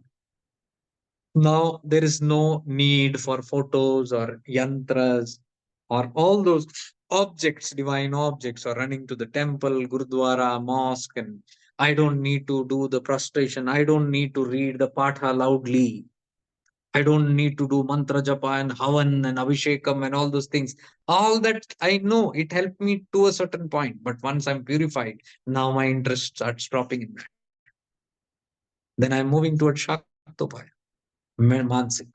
I believe now I'm very happy doing internal Mansik puja or Mansik japa or Mansik contemplation of my Guru, contemplation from everything from within.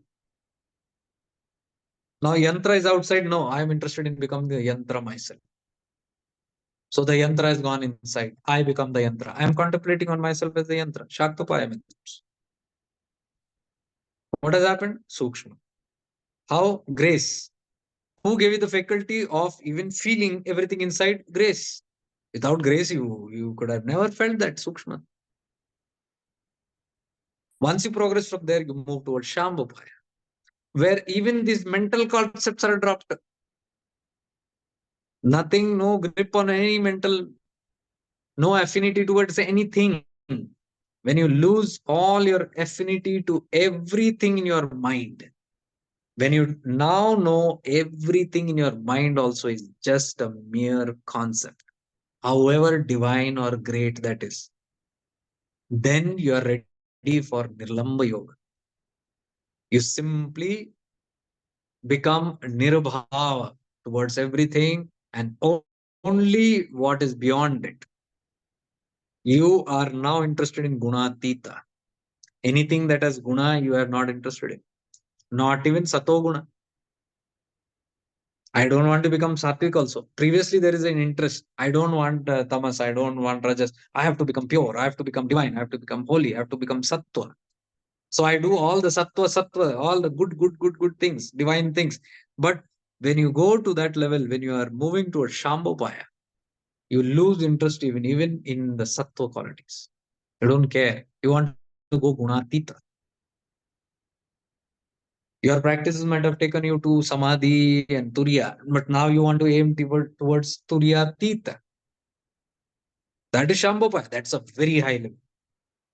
Shambhopaya is the highest level, and there once you reach with grace, nothing else to do.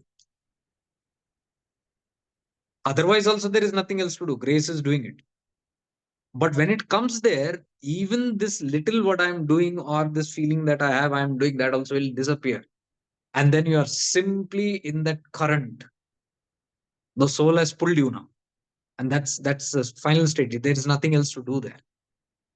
That's the highest state of awareness. So a seeker in that level is only on awareness zone. Nothing else matters. Only awareness. And these are people who have the practice of abiding in the self. Now, that is what I wanted to make very much clear that these zones are not very easy. Until you clear your Shaktopaya and Anvopaya stuff, you're trying to jump there, it might be difficult. But the beauty of Shiva Sutras, Kashmir Shaivism is Shiva, because Shiva is supposed to have revealed through many mystics, like Abhinav Gupta ji and all that, and great Mahasiddhas, Kashmir, revealed through them like an instrument, through a dream, or there are many versions of that. I know I don't want to get into that. The thing is, how it has come to us, that's important. Some say it was through dream. Some say in a dream it appeared and asked to go and find out in a certain place and lift a stone, and under that stone was the sutras. However, that unwinded, that's not very important. But the whole thing is that it came to us from that intelligence. And the intelligence has that power to do it in any manner. So the stories don't matter, but the knowledge, the wisdom is come right in front of us. And that wisdom is not believable, but experienceable. That's the beauty of Tantra. Vijnana Bhairava Tantra. The beauty is that Shiva is simply giving you the methods. He is not sitting convincing you with philosophies. This philosophy, that philosophy, nothing. No do's, no don'ts, nothing. Just the method, straight, do this and experience. Do this and experience. That's all. So you'll see at least 30-40% of all the practice of shifting into awareness is Vigyan Bhairav Tantra. And the beauty is how and who did it? God knows. Grace. Why? Because even I didn't know it's happening. Just as I said, even an animal doesn't know he's progressing. Even I didn't know 10 years back I'm progressing, but things are coming into my place and I'm moving and journey is unwinding, just like you all. We all are unwinding automatically, but things are timely coming to us. That is grace. So, grace led us here, shifting into awareness. This whole platform, God knows how it, what led to what, and big story, but story is not important. It happened. And then go to see all these practices were automatically happening within me, and I'm teaching here. And then go to see it's all from Shiv, Gyan Bhairav Tantra. Grace. This is what I'm telling. The whole thing is done by the cosmic intelligence itself. This we should be able to realize. Even my whole life, when we all say individually, my whole life, Vismaya, I should be able to see that something is automatically working in me. Something is simply leading me there. Like Ramana Maharishi ji said here, Bhagwan Ramana, when he left his home and he came here at a very young age, in his childhood, even he didn't know he's coming here. And he didn't know why he's coming here. He didn't know what is lying there. He never knew that he's going to be here and he's going to have an ashram. No plans, nothing. He just ended up here in the stony, rocky mountain called Arunachala. Red hot mountain. Those days, not even trees. Now trees are planted. It was only red mountain. Red means hot. Red hot. That is Aruna means red. Achala means still. The red mountain that is still. So what does it symbolize? The Shiva, Nischala. Achala, Nischala means Shiva that is still, because pure awareness is still. It is not Chanchala. The Shiva that you have in mind is Chanchala. That is a creation of something. It is a form. Form means vibration. Please understand. This Parabhairava means vibrationless, no vibrations. That is the reason to come to a state of Parabhairava, you need Bhairava. Who's Bhairava? The one who puts an end to all your vibrations.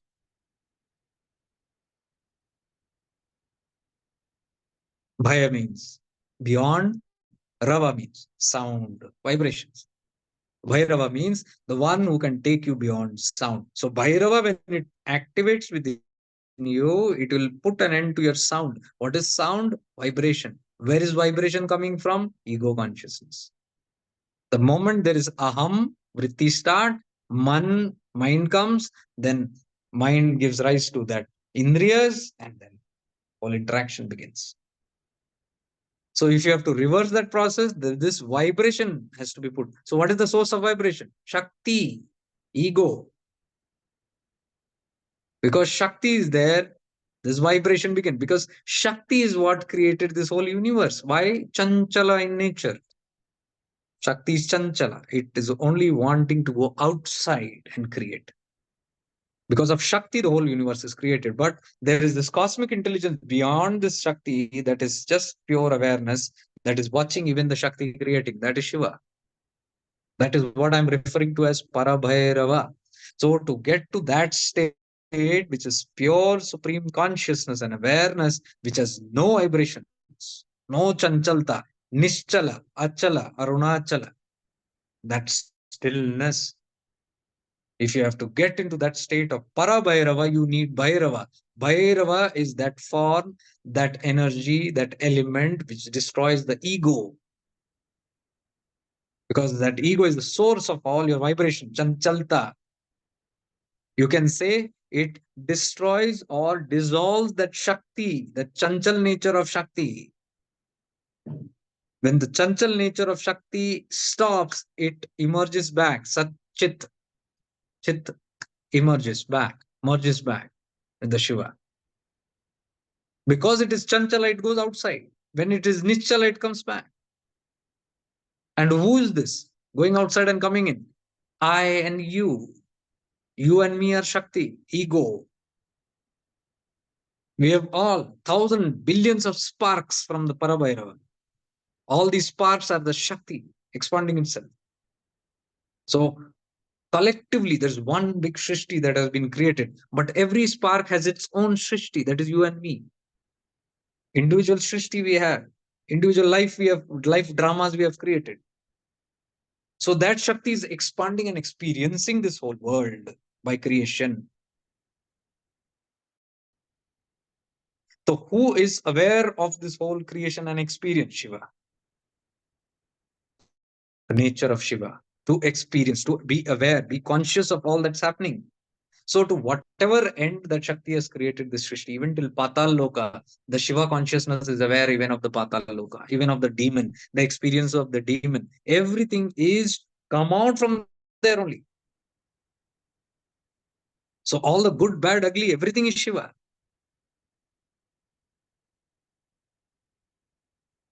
In that state is such high where where you realize that everything is consciousness. That is the first sutra. Chaitanya Atma. That's it. All this Atma, everything is Chaitanya. Everything is Chaitanya. A pile of shit and a Shivalinga. There's no difference. You know, that's that state. Your down level will feel offended because we are in Raga Dvesha, duality, strong in ego. You'll not fathom this. But on that state of Parabhairava, the shit and the holy object is the same. That's why it's not fathomable. But if you can relate to this, you are blessed. You have grace of Parabhairava. Only when you have the grace of Parabhairava can you feel like him. Can you begin experiencing like him? That is why all these avadutas are in that state almost. You can see them. Do these avadutas have any barriers? Do these avadutas have me and mine? Anything to claim ownership? Do they have patriotism, nationality, country? Do they say, I'm a Hindu, Muslim, Christian? You'll never find Avdutas talking any of these nonsense. There is no bifurcation. They are in that experience of Paira Bhairava. They treat everything as that. That is what Avdut Nityananda said. Gold and mud, same to them. That level has no partiality. An Avduta can never be partial. You go to any Avduta and sit. A sinner and a saint will be sitting side by side there. No bifurcation.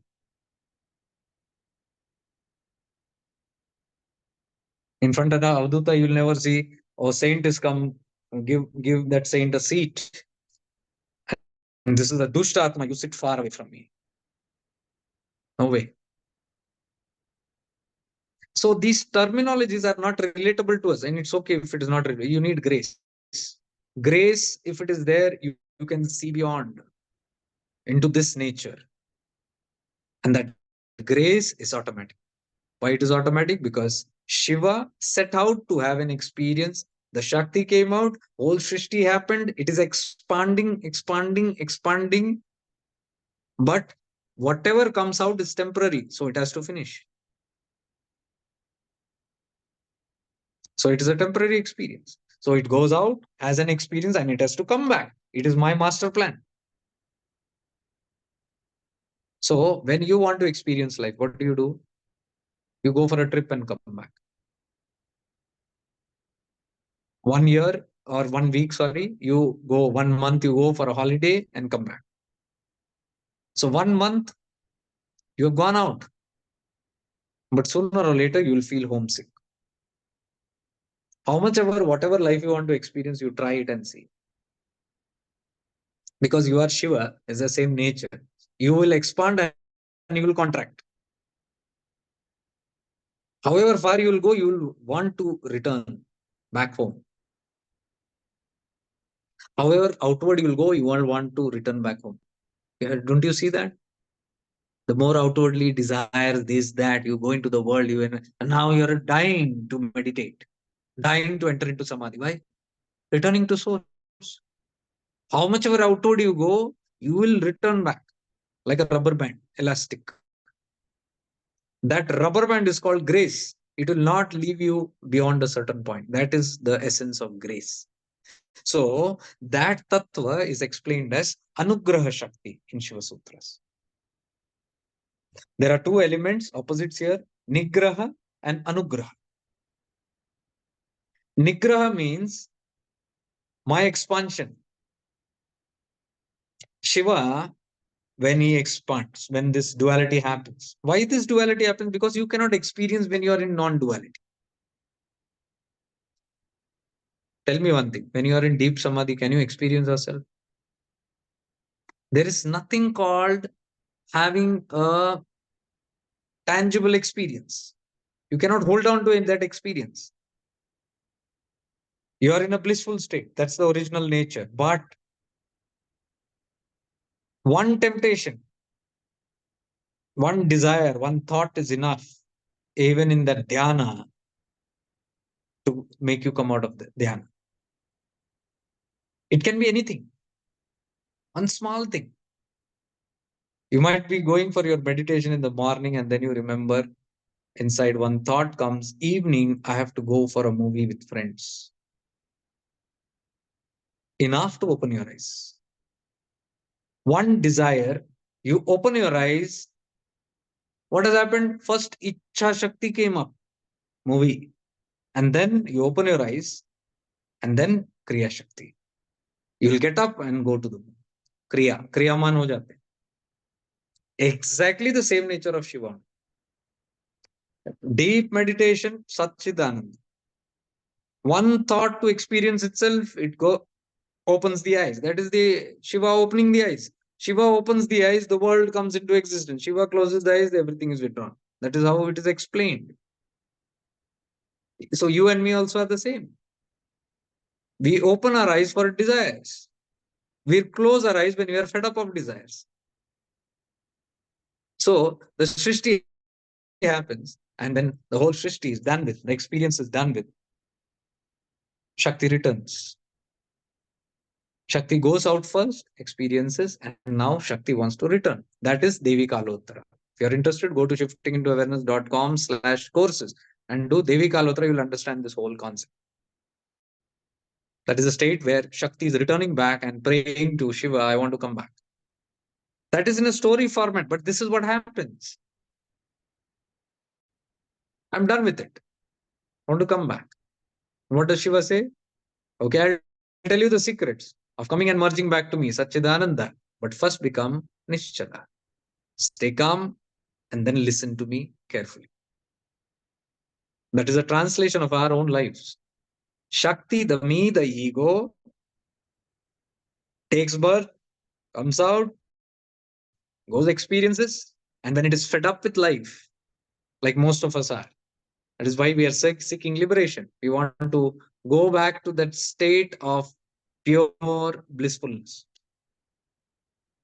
And that is why we are choosing these paths and spirituality and this and that. Why? The chitta, the ego, the shakti, the chanchala, the me, the chanchal, the I, the mind, the chanchal nature of me is going out, creating this, creating that. And one day will come I'm fed up. What is this for? What is that for? What is the meaning of life? When that happens, my chitta is tired. Now it is seeking paths to go back and relax. And I want to meditate more. I want to know that my real nature. I go into a path. I get initiated. I go to holy places. I intensify. What is this happening? Chit is returning back to Shiva. But the condition of Shiva is, I'll tell you the secret of coming back to me, but first become Nischala. That is a message for us. If I want to return back to my Shiva state of nature, I have to first shut down my activities, my desires, Chanchala nature. I have to become Nischala and then listen to Shiva, that is the soul within. This awareness, Shiva Tattva, is me, the soul, the Atman. And from the Atman, the ego comes out, and ego is playing it. Now, when it returns back, when it becomes Antarmukhi, it is having a dialogue with my Atman. That Atman is Shiva, and this one who is having dialogue, the ego, is Shakti. That is what all your stories about Shiva and Shakti communication is all about. They are not sitting under a tree on a mountain. That is conceptualized that way to give you this message. Your own soul is Shiva, Atman, and your own ego, mind, is Chanchala Shakti. The more nature you want to play around with, Shakti. You need Shakti, you need Prana, you need activity to be Kriyaman. You need ego to work in this world. You shut down the ego, there is only Shiva. That is why you can see morning you wake up. Who wakes up? Who wakes up in the morning? Ego. It wakes up and it begins creating. It goes around, then it wants to have families, it wants to have creations, it wants to have money, it wants to have status, fame, maintenance, all those things. And it gets involved in it. New stories get created, and then you come under the clutches of Maya Mala and Karma Mala. Shiva Sutra explains that. The first, the ego, when it comes out, that is Anamala. And then when it moves outward, as someone, the ego, you see, when you wake up, you have the ego. Okay, those who want to sleep can go to sleep. Okay, I'm going to complete this. It might take any time because this is going to be on YouTube, and I want this whole thing to remain there for people who can see it all the time. That's why I'm explaining the whole tattva. So if you feel tired, you can go to sleep and you can see the recordings on YouTube. So that Anamala, when the ego wakes up and I want to do something in life, I have this motive to do something, be something. In the morning I wake up, the first thing is I have my identity. Oh, I'm here. I'm a father, mother, husband, wife, brother, sister, boyfriend, girlfriend, man, woman, boss, employee. All this feeling comes up, and then you become that and you start acting. You have work to do. Chanchala. So Shakti rises, awakens in the morning, and Shakti is Chanchala. It goes about its Srishti, your creation. So that's called Anamal. That's an impurity. Ego rising, Anamal. So because the ego rise, I started claiming myself as an identity. I am this one. I am something. Now, because I have this feeling I am something, automatically that something comes in communication with everything around. When I say I'm a father, definitely I will come in contact with my children. When I say I'm a husband, definitely I'll come in contact with my wife. A wife will come in contact with the husband. Automatically roles are created. That is called Maya Mala. Because the I rose, mind rose. I and mine belonging. So I is Anamala, mine is Maya Mala. Immediately you start identifying. This is mine, this is mine. The moment you identify this is mine because you have taken up a role, what will happen? Very natural. The third mala, karma mala, will begin. So the moment you have an identity, I'm a boss. I run a company. What will happen? Immediately you'll identify with mine, my factory, my business, my employees, my work, my profit, my losses, my meetings, my conferences. That is my ascot now. The moment me and mine comes, okay, karma mala start. So my conference, oh, I have to go for this conference. Oh, I have to work for this profits. Oh, I have to fire this employee. Oh, I have to hire this employee. Shuru ho gaya. Karmic activities. That is called karma mala. So three malas. What is the root? Anamala. That is ego. You can see the whole root is ego, the Shakti. And this hill is the destroyer of ego. Means the clearer, the one who clears the Anamala. Straight. Na rahega bas, na bajegi basuri. So one path is where you keep cleaning your karmas one by one. I should do this karma. I should not do this karma. I do a punya karma. I don't do a papa karma. You are in that. You are operating at that level. Karma mala. You are creating, you are cleaning your karma mala. You are doing punya, good charity works. You are working on that level. Slow progress. But it's needed. Wherever we stand on the level of evolution, that is needed. So most of them who are there in that Anamala, the Karmamala zone and who are interested in working on the Karmamala will have Anvopaya methods, all gross stuff, puja, part, karma kand, and all these things. They're working on karma kand, so karma level. But if they have evolved and they come to the Maya level, they can work on the Maya level. That is your next level of Shaktopaya. Shaktopaya works on Maya. You use your intellect, you use your mind to withdraw, you go inward. You don't want to open your eyes. You see karma yoga, you have to open your eyes and do the karma. But in Shaktopaya, you see, you want to close your eyes and go within. You become subtle. Why? The moment you close, Maya is gone. So there you start now working on Maya Iman. Powerful practices, many practices. Almost all the paths are on Anav and Maya Imala. These on Anvopaya and Shaktopaya only. Most, you can say even 98% of all the paths deal in that. And that's where the crowd is, population, because that's the majority. That's a huge crowd in that zone. Anamala and Mayamala. But as you refine and refine and refine, like Lord Krishna says, like Lord Bhagwan Nityananda says, 1 in 1 million have the hankering for God realization. These are Shambhopaya people. Mumuksha. These are refined from that 1 in 1 million. It's not a small deal. So that very clearly explains Shambhopaya is not a very popular method, nor it's a very common method. You'll not see huge populations in that. Very limited. So Shambhopaya involves only your consciousness, not even the mind. It is only working on your consciousness awareness, consciousness awareness. It's all on that level. And no interest in anything else, only in the self, nothing other than the self.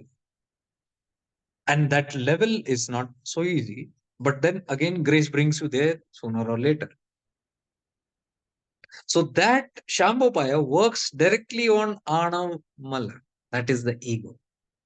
Arunachala. Arunachala is the power to grant you the grace of Shambhopaya. That is why all the secrets of Shambhopaya, you will find it here. I found it here. And I'm revealing it to the world. The methods, the philosophies, the concepts of Shambhopaya that I found here, I have never found it anywhere. And I don't think it's available also. Because I've never seen those texts which is on that level, like Devi Kalotra. It is one my miniature from the huge text. But why that has been taken out by Ramana and blown out? Because that is for the people who are ready for Shambhopaya. Nirlam Yoga, Devika Lutra. Shambhopaya practice, it is pure Shambhopaya. Everything has to be given up. And there Shiva is giving the eligibility. Give up all your mantras, your tantras, your gods, your deities. He says in that. To whom? To Parvati. She says, I want to join you. He says, then you have to give up all these things. Why? Because she has come to Shambhopaya level. Chitta has come till here, consciousness. Shiva is sitting here. Anvopaya is all down. Shaktopaya is in the center. So Anvopaya people cannot directly have a conversation with Shiva. Shakti cannot have direct conversation. She has to rise, evolve, and come till here. By the time she comes till here, she is closest to Shiva. Then she can strike a conversation. And then condition is given by Shiva. First is become Nischala. Because if you become Chanchala, you will go back or down again into samsara. So the first eligibility is you become Nischala and then you give up all that is beyond, below this. All your gods, mantras, yantra, tantra, all those things, all those concepts give up and abide in me alone, Shiva says. Can you do that? That is the eligibility giving to Shakti. Can you do that? Is what Shiva is asking Shakti. You can do that, is what he is actually telling, because that is why you are asking it. You have reached here. You are eligible for it. So a little more journey, but you'll have to take care of this. So that's how, step by step, the whole truth is revealed back to the Shakti. Now you translate it straight to your life. Don't fantasize and hallucinate Shiva and Shakti talking somewhere, and then don't go and garland them.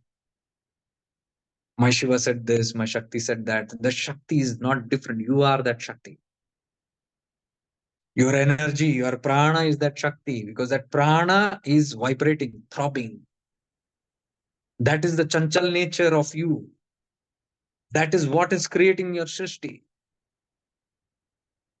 And there is one aspect in you which is very silent, which is awareness, pure consciousness, pure awareness. So that awareness is aware of your whole drama. You, the mind, you, the ego, will not be aware of it, but the Shiva in you knows. So the more you shift into awareness, the more you're shifting into Shiva consciousness. That's all. The more you shift into awareness, the more you'll have subjective awareness of I am Shiva. Otherwise, you can be in the opposite end and you consider yourself I'm the ego. That is what saying I'm Jake. I'm a father. I'm a son. I'm a disciple. I'm a guru. This is all identities that I hold. The Shakti, the ego.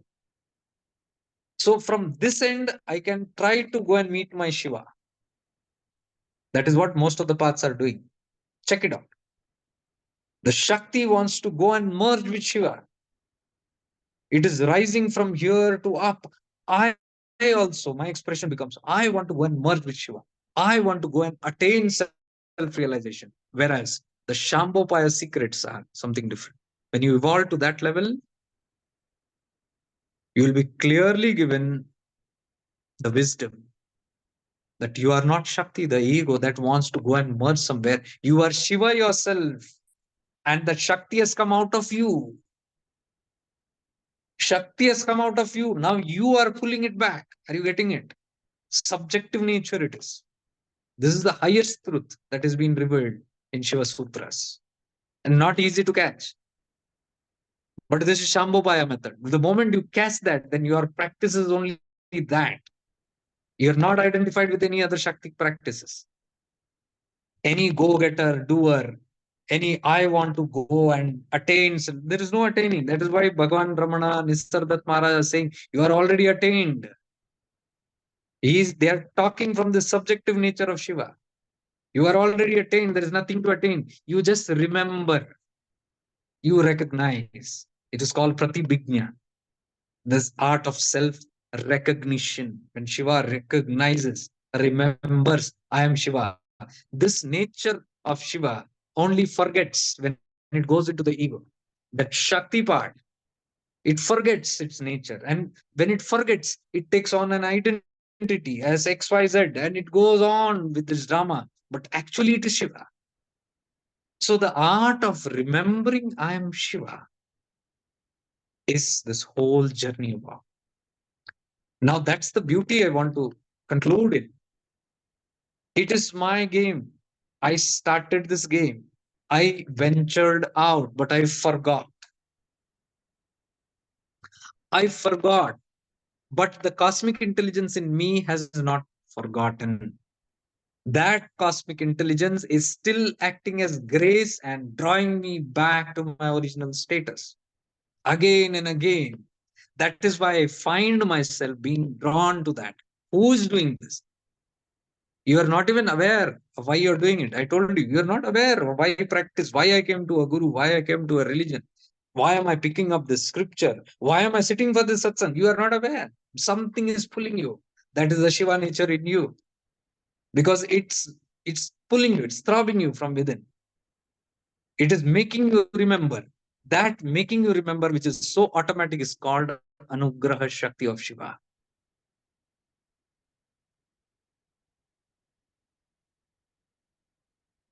Anugraha Shakti of Shiva. Because Shiva only is playing that game. So we might talk like Shiva played the game. Now everything is going and Shiva is taking me back. No, that is objective in nature. It's good for philosophy. It's good to understand the whole concept. Okay, Shiva created and Shiva has built this. Oh, Shiva is withdrawing. Shiva is opening the third eye and he's doing the whole destruction. Anvopaya level and Shambhopaya level, you see this story as like this an objective that Shiva, someone there is doing. God is there. I am here. God is pulling me that side. This is the level of consciousness of Anvopaya and Shambhopaya. But when you rise to the level close to, the first two are the levels of Anvopaya and Shaktopaya, where you are seeing things from here. But as you rise higher in your awareness, you'll start feeling it subjectively that Shiva is not I. I entered into the game. So I have to remember myself. The perception starts changing. Your practices start changing. So now by nature, you are understanding that, oh, it's my game. That is when you don't blame the world. Because that is when we say, oh, I only played the game. I only ventured out. I got into all this trouble myself. I wanted to experience life. Le, experience kar liya? Done? Not done. I want to play. Go ahead and play more. One day when it is done, you'll say, oh, fine, I'm done. That is my ego self, the Shakti telling I'm fed up. I want to now return. At that time, I want to close my eyes and sit and recognize myself. So me, the ego, is surrendering and saying, enough. I can't handle this anymore. That is the time these concepts of surrender, God, craving for God, crying out, weeping, having tears, I want to unite, and all those things. I want to liberate, I want to die. The ego has all these kind of ideas. I want to commit suicide. What is it trying to do by suicide? It wants to end its egoness. In simple terms, suicide also is simply that ego wants to end itself because somewhere it knows if I end myself, I'll get peace. See the nature. Somewhere it knows if I end my this existence, I will get peace. But it has not translated, ripened into the true knowledge. But it still has some unconscious knowledge. That is why it attempts to kill itself sometimes or numb itself. You can take sleeping pills or you can take alcohol. Somewhere you know this ego is a problem. This mind is a problem. I want to give this rest. I want to sleep. Sleeping pill and sleep. Take uh, alcohol and sleep or take drugs and numb myself because I know this is a problem, a bloody problem. Who's this? Ego. It wants to die. It wants to finish its existence, but it has not understood. It's not ripened the whole experience. So this will give us an understanding that all that is trying to dissolve in so many ways, even in the normal human being, an unawakened human being also, there is this urge to sleep and numb and kill. It also wants to experience permanent peace. So with grace, slowly it is led to the right direction. And slowly, grace only brings your attention into multiple paths and ways and things like that. And then you become entitled to something called Shakti path. Shakti means, you know what? It's grace. Pata means falling or descending. So, in one term, you can say the Shakti that descends on me. Shakti path hona. The Shakti that falls. Path, patan, patan ka karan, falling.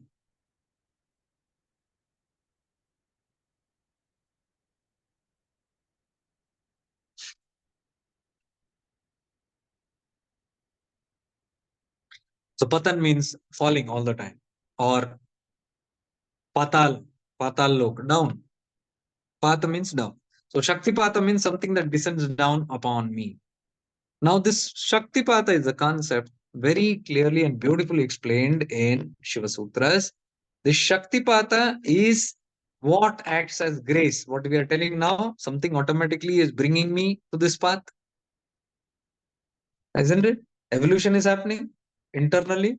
Now, how it is happening? How is grace functioning?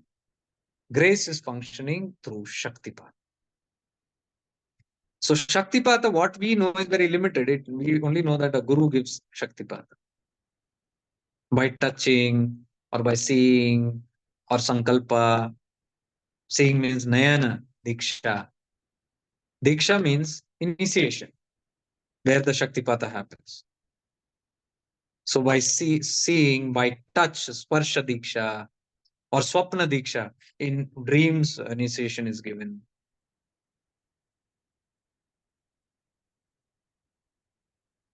Nayana Diksha by sight or Sankalpa Diksha just by thought. And Shaktipata happens. We know only that limited. But as I told you, there is a Mahaguru who's taking care of everybody who has a guru, who doesn't has a guru. See, we didn't have a guru at one upon a time. But still there was progress. Animals have guru. Not everybody has guru. A criminal has guru. No. But still they will evolve.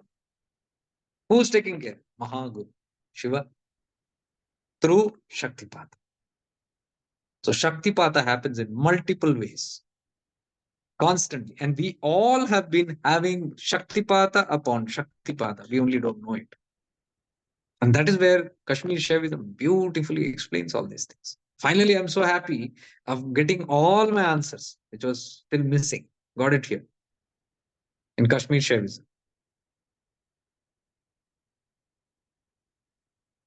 So Shaktipata, if, for example, you say, my Guru gave me Shaktipata, but who brought you to your Guru? Shaktipata. You had a Shaktipata, have an awakening, and that thrust brought you to your Guru. So that means you had a Shaktipata before that Shaktipata, gross Shaktipata. So there is some grace that of Shiva, of that consciousness, which is bringing you. So you are not different. Now, while talking, we are telling Shiva is giving that Shaktipata to you. Who Shiva?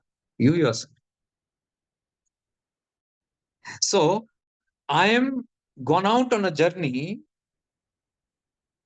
On this journey, but so that I don't forget, I have kept alarms because I'll forget. So I keep alarm, and that alarm awakens me every time. Who kept the alarm is the question. Did Shiva keep your alarm that you want to wake up in the morning? You kept it. Same way, Shiva by nature has this alarm system that's already prefixed because otherwise you'll go on. There's no end to it. So Shaktipata can be anything. There's a misconception that Shaktipata is blissful. No, Shaktipata can happen even through the painful of experiences. Most of the people have painful experiences, sufferings. Most of us, suffering has brought us to spirituality. So that suffering is in disguise. Shaktipata happened to you. Because otherwise you'll forget. The ego nature will go on expanding. There's no end to it. You'll forget that you have to go back home. You set out on a journey to experience, but you cannot go on forever. You have to return back after the experience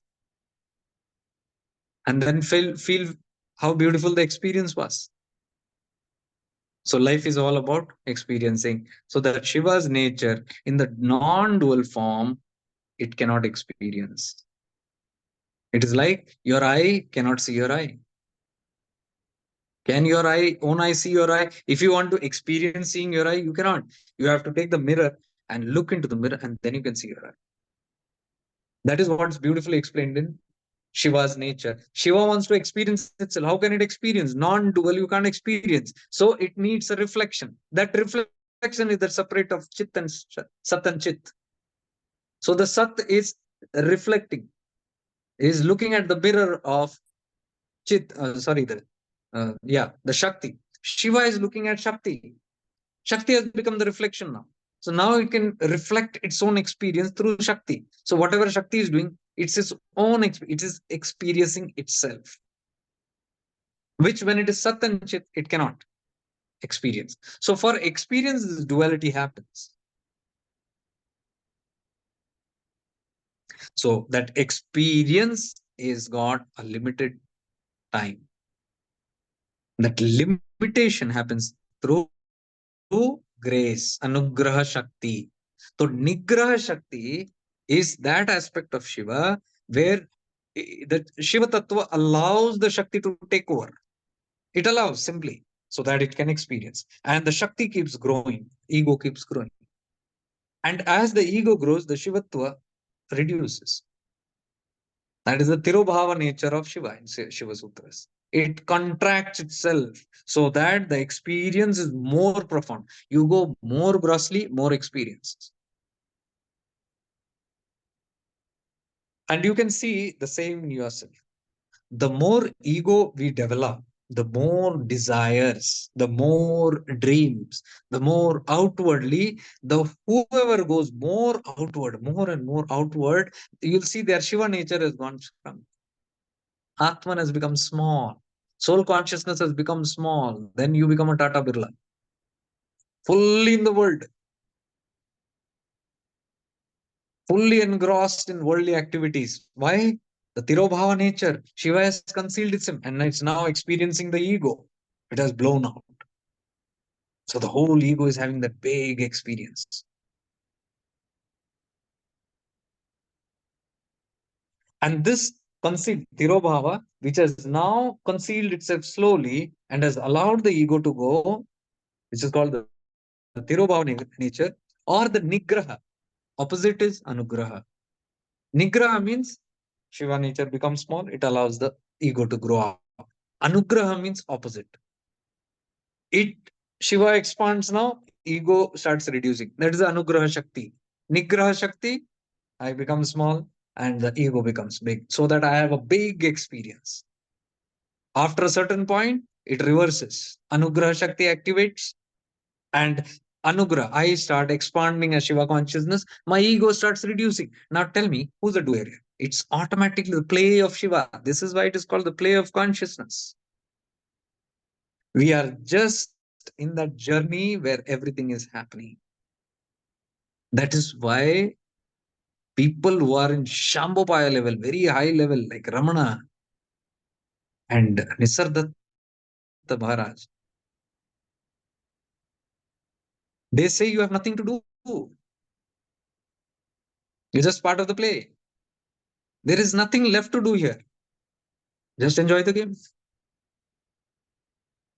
Wherever you are, however you are, just be there. Why? Because there is no need to do anything. So this feeling of ego that I have to do something, even what I tell is, even if you don't want to do, it will happen. I tell many people, take a break from spirituality and say that today I say, no, I will stop my spiritual journey and I will not do anything. I want life to be my way. You forget it and go also. Still, you'll see something or the other will happen and you will slowly be brought back in. That is Anugraha Shakti. That is more powerful. So you cannot go against the tide. So if I cannot go against the tide, where is my will? Now, do you understand? Free will and divine will. From this point, it becomes very clear that there is nothing called free will. It is all the Tirobhava nature of Shiva consciousness, simply breathing out, Srishti coming out, breathing in, all the Srishti going in. And I am that particle of that Shiva only. I want to experience, and I am experiencing my whole drama. And I come back. It is like a rubber ball. I go, hit, and I come back. It's happening. It's like your breath. What breath you leave out, you have to pull in back. Try stopping it, you can't. Nothing is in our hand. It's all happening. So, and this might not relate to anybody. I don't want to confuse. This, what I'm talking here, is only for the people who are relatable to Shambhapaya. If you cannot relate to these things, you can take things till here and then forget it. When the time comes, you'll understand that there is nothing called free will. The why it is called everything is destiny, why Ramana says, why Nisargadatta Maharaj, why all these great beings at that level say, why Avdutas say all this, that everything is predestined, is because of this. It's a nature, it's a play out, all out there, and retracts back on its own. So what have I to do? Basically, technically, nothing to do. Why? Because I am playing my own drama. I've set out. So I am here at this point because this I chose to play this game. And that is how I've reached till here. So all that I can do is enjoy this game. Enjoy it very beautifully. So there is nothing called pain and pleasure. There's nothing called good and bad. Everything is perfectly. If you remember yesterday's satsang, I was fully focusing on this. Wherever you are supposed to be there. There is no point telling I'm in the wrong place. There is no wrong. It's all a part of the whole blueprint of this master game. There is a war happening, it's meant to be. You cannot say, no, let me go and change that. It's all a part of the whole game that's happening. It's a part of duality. It's stupidity to say, no, let me establish only that. No, then there is no point of the game only. Game means the whole dual experience of good and bad, birth and death. So, birth and death, if it is there, so there is going to be suffering and happiness also. So, that is why it says, when I understand this whole secret, and when I understand this is all a game of consciousness, a play of consciousness, and when I understand its true nature, will I be interested in playing the game? I am interested only when I don't know the game. When I truly understand, oh, this is the game, that is when you lose interest in the game. Losing interest in the game is called Anugraha Shakti. That only will return you to liberation. If you are interested in the game, you will go on expanding. Why will you return back? When you understand the stupidity of the whole game and the nothing great to be so this about, you are okay, done with. Fine. You are rewinding. You are done with it. I played my game enough. This game, it sounds too stupid. Every Janma take and come. Every Janma have a husband, wife, children. Every Janma keep on expanding.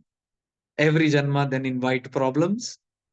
Every Janma then keep maintaining them, birthing everything, then maintaining everything, and then one day destroy everything, pack off and go.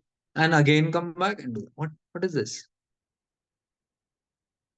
When you come to that zone and you're saying, I'm done with it. I'm done. Those who say I'm done with it are the seekers of liberation. Mumuksha. Those who have still not understood the game, they continue playing it. A little more, a little more, a little more. Till when? Till whenever the time is there. Because Anugrah Shakti will not leave you. You can't expand beyond a certain thing. You cannot say, no, I'm going to live forever and do something. No, that rubber band will pull you back sooner or later. So once you understand it's going to come back, then what's the deal? And when does this understanding comes? When you have had enough Shaktipats and Anugraha, and you reach to the pinnacle of all the experiences, these kind of thoughts start coming into you, which is a result of grace. And so there are 9 types of Shaktipats, starting from the Mand Shaktipat, and then the Madhyam Shaktipat, and the Tivra Shaktipat. The Mand Shaktipat is all your life incident, little jhatke here and there. Then they're all Shaktipats. They're reminding you some way you are getting by the Mahaguru. Then in the Manda level, in the Madhya level, you will get initiated through people, through gurus, through masters, which is again coming from the Mahaguru. That is little more intense than the Manda, little jada dosage. When you become ready for it only, then that is why they say when you become ready only, you become eligible to get a guru. And he will give you a little more jhatka. Madhya Shaktipats. From there, you become eligible for Tivra Shaktipat. Tivra Shaktipat is given by him. Final dosage. In Tivra also there are 3. In Manda there is 3, Madhya there is 3, Tivra there is 3. Mand Mand, Mand Madhya, Mand Tivra. Madhya Mand, Madhya Madhya, Madhya Tivra. Tivra Mand, Tivra Madhya, Tivra Tivra. Tivra Tivra is the final. Oh, that final one jhatka and you are gone. Tivra Tivra is the final Shaktipat that you get, the highest given by Shiva himself. And that is that experience of self-realization. Tivra Tivra. That comes with his grace. That nobody can give that. See, everybody can be mediators in taking you there. That's why it said nobody can give you moksha. Moksha can be given by that one. Who's that one? Me only. So that's how the game is. I start, I move around, and then I pull the whole existence back into myself. So I am the Shiva opening my third eye. When I want to destroy, I open the third eye because this is the Gyan Chakshu, this is the Murugan. This is the Agni. This Gyanagni. With this Gyanagni, with the fire of wisdom, I burn my ignorance. That fire of wisdom is Arunachala. That is why the wisdom that you get here, because all the people who come here will get Shaktipata. He blesses. That is why I put that retreat name as Grace of Arunachala. The level 1. Why we call it level 1, level 2? There is actually no level. It's just a stage of evolution. Level 1 is when you get introduced first into this tattva, what I'm talking right now. The grace of Arunachala. So in that kind of retreats, we just experience the grace. That is where you are bound to get introduced through whatever Shakti, but that we don't decide. The tattva decides. The one who brings you here decides. It is not anybody, because us also he is only pulls it. And he keeps pulling. See, that grace is what pulls you here. And I have had plenty of incidents in my life that simply keeps me pulling here. Even every month. Nowadays it has become every monthly. 3 days. Simply. No excuses, no reasons, nothing. I simply find myself here. Past 3 years, almost every month I'm here. So you can imagine how many trips. Now you call that madness or whatever. For me, it's grace. He pulls. That is what Ramana said. Oh Arunachala, you pulled me. I don't know who I am, where I am, what am I supposed to do? You pulled me. You pulled me into your lap and made me sit in your lap That is, he was in the lap of Arunachala, and you made me like you, Achala, Nischala. So this hill has the power to pull people here and make them like it, Nischala.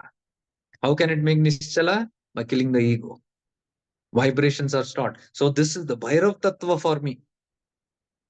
Arunachala is the Bhairav Tattva because it will end your sound, your vibrations. Activating the Bhairava is activating Arunachala. Or coming to Arunachala is coming into the lap of Bhairava. Why? Because the Bhairava will introduce you into Para Bhairava, your true nature. So this hill, these past couple of trips, I've had this very strong feeling of this hill is not pulling me here, my soul is pulling me here. See, it's a holographic effect. When you want to go deep within, you go within. The soul is within, the self. And what is this hill? Self, Shiva. It is pulling from outside. Same thing.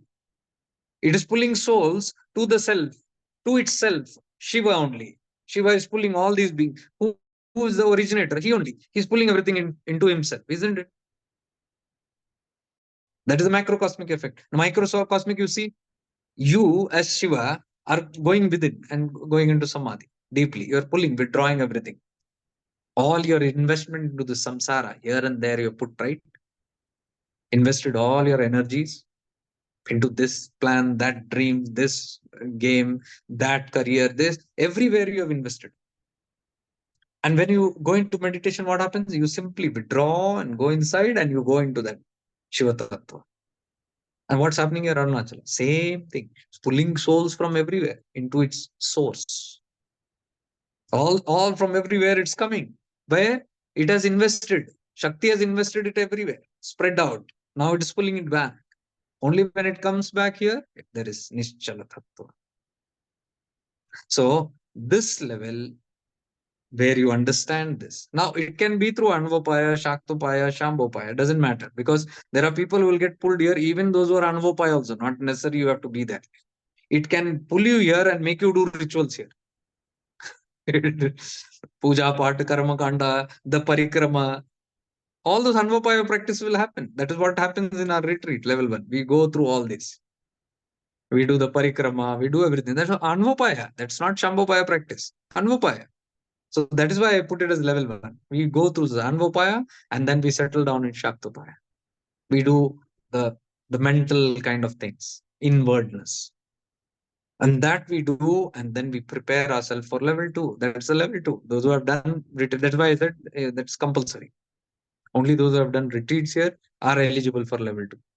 Level 2, now you are ready to understand Shambhopaya. But if you are interested still in Anvopaya, it will not happen. So we cannot deny no Anvopaya is no, because Arunachala is Anvopaya. Arunachala itself is a gross form. How can it deny grossness? How can it deny Dvaita? There is a Shivalinga here. There is everything. The hill itself is Shivalinga. So it encourages parikrama, it encourages abhishekam, it encourages bhakti, bhava, puja, aradhana. Everything you can see in the temples, everything is here. But it's happening on a very deep level. It can purify faster so that you become ready for Shaktopaya.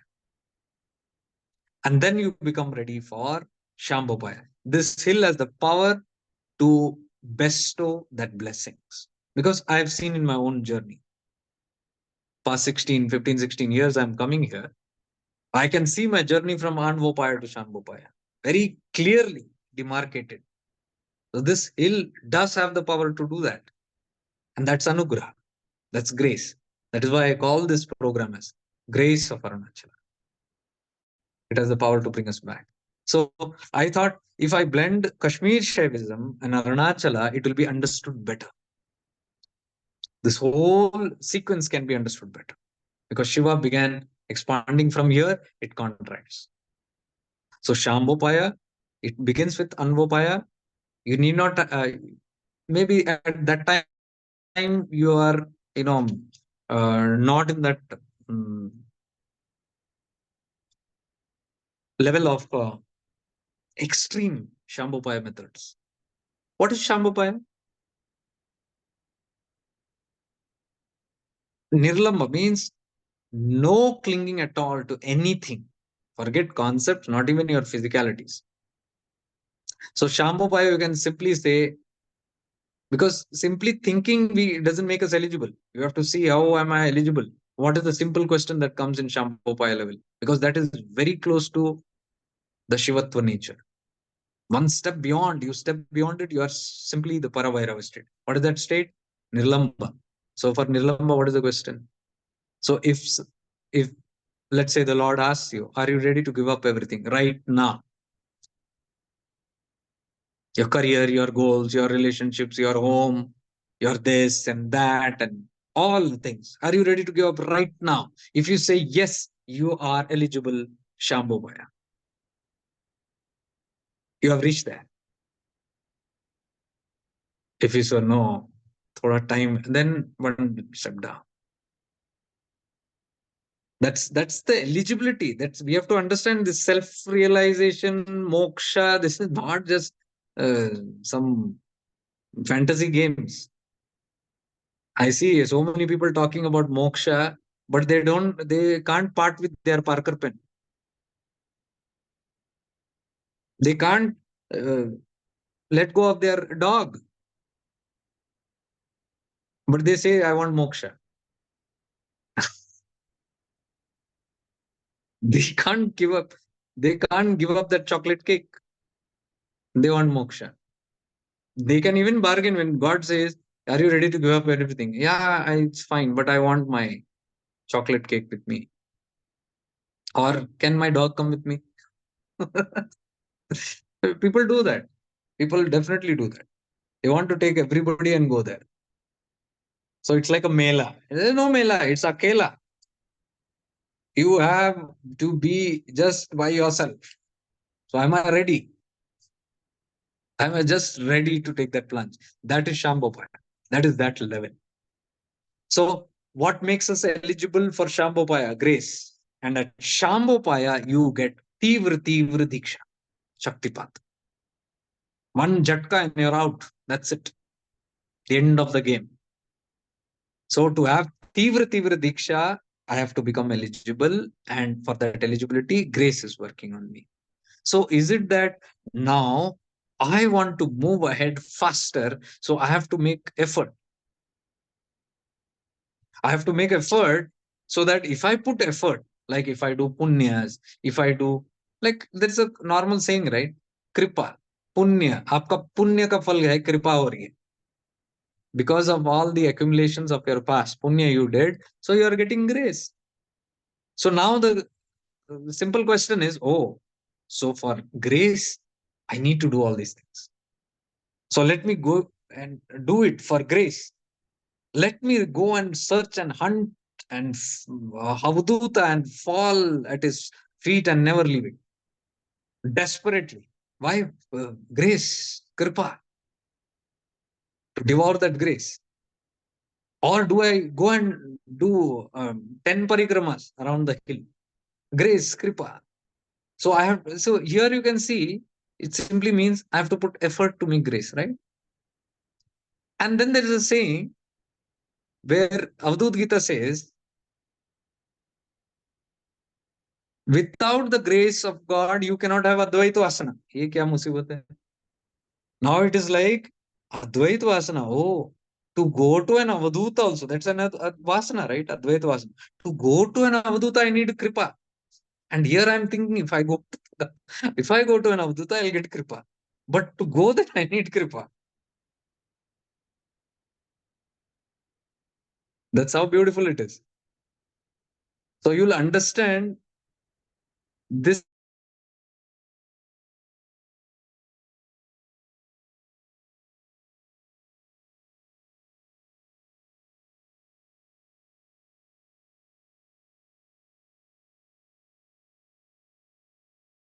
that has come from grace, previous grace. So it's a loop that is already taking care of itself. And that's a very powerful loop. You are simply in that loop. So all that you got to do is be aware. Be aware of the game that's happening around you. There is nothing to run. There is nothing to hurry. There's nothing to worry. You're simply taken care of. That is what the promise of Shiva Sutras is, that everybody is worthy for Shaktipata, because the Lord doesn't see any difference between anybody. A criminal also has got that much. A saint also has got the same capacity and eligibility. But that game of karma, an accumulation of karma, simply delays the process. That's all. The more you get into Anamala, Mayamala, Karma Mala, and you get entangled in that, the process might delay, but it's not that there is no hope back. You are going to come back sooner or later. So, what we have to realize at this state will not be realized at Anvopaya and Shambhopaya and this Anvopaya level. What I'm talking right now, this understanding, this wisdom will not come. This knowledge also will not come. As you proceed, this knowledge will start coming. You'll get into this something. See, that's what it says. The grace of the Lord is tremendous. It will come through any source. Any of the Panchendriyas, Shaktipat can happen. When you are eligible, it will simply happen. So let's say this wisdom is coming to us, or we are understanding is because we are eligible. What are we doing for it? Nothing. It's simply walked into us. So things are being taken care of. Shiva is taking care of everybody because I am only Shiva. That is what Ramana said, which is these are very high teachings of Nisardat Maharaj and Ramana. Shambhopaya level, that is. So it cannot be just thought like that. Is why Ramana is compared to Murugan. Murugan is the son of Shiva. It's said that he's taken an avatara, Shiva's avatara, because Shiva has to play the game. This is all the game. The guru's coming in your life is a game. Ek madhyam. So even an avatara coming in your life is a game. So it will play in the game only. It is all a part of the blueprint. There is nothing apart from the play of consciousness. So Ramana was pulled into this place. Even he didn't know. He was eligible. Anugrah Shakti, Shambhopaya level. He is a perfect example of Shambhopaya. Fully eligible for Shambhopaya, who got a Tivra Diksha, Shaktipat. That effect that which he had, that his father died and he was thinking, what is this? Body is body has died, but where is my father? And then he starts thinking, who am I? If I'm this body. And then he has this fear. I want to die. Let me experience death. He goes and lies down. I want to see what happens to me when I leave this body. And then he has that whole experience. That is Tivra Shaktipat that happens to him. Who came and initiated him? The Mahaguru. And the time is right. So Bhagwan Ramana is the perfect example of Shambhopaya and Tivra Diksha, the final. No mediators.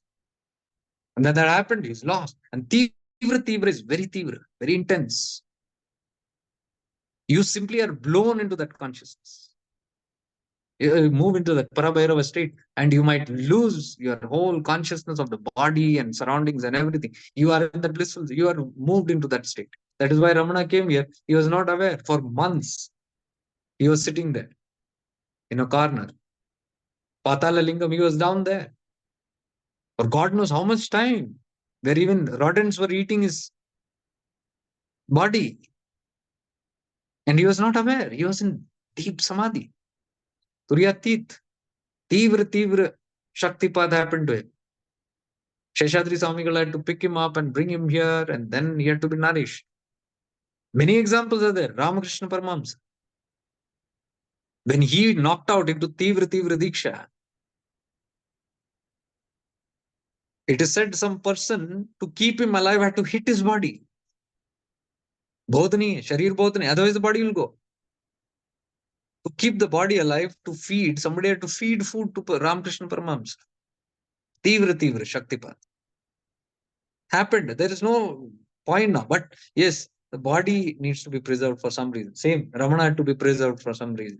Some another game happened. Sheshaji Swamigal came, saved him, picked him up, came and dropped him here near the hill, and he went. And after that, Ramana started moving here. No consciousness. Why he came, how he came, God only knows. Who did it? Anugrah Shakti. Who's Ramana? Shiva himself. Withdrawn back to its own nature. Who are you and me? Shiva only. But we are at different stages of evolution. Maybe not as close as Ramana, but that day will come. Everybody is destined to go there at that state, sooner or later. So there is nothing called hurry. There is nothing called competition. Wherever I am at the perfect state because I am Shiva. That cannot be taken away from me. That nature cannot be taken away from me. I am Parabhairava itself. And I am having this experience. So let me experience. If I say I don't want to experience, then how can that be possible? Because I set out to experience. Now, how can I say I don't want this experience? So the experience is exhausting itself. So Shambhopaya is that level where you can say you have no desire to eat fast food. Shaktopaya is that level where you might want to eat, but your wisdom says no, you'll fall sick. And Anvapaya is that level where you want to eat, you go and eat, and then you fall sick, and then you suffer, and you have diarrhea, and this and that, and then take medicine, then learn, oh, Bape, I'll not do it again. Anvapaya. Anvapaya level people are like that. Fast food, they know it. They'll go and gobble it. Desires, they'll go into it. Experience, they'll go into everything. They want to explore everything, expand further, get into every nonsense, and then suffer. And then say, hi, hi, hi.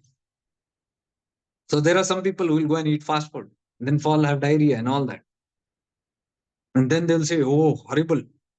They'll go to the doctor, take treatment, come back, and then again look at that fast food. Chalo, ek aur banta hai, dekhenge. Then go ahead again, lose motion, this, that. Multiple times, fall sick again, and finally they say enough.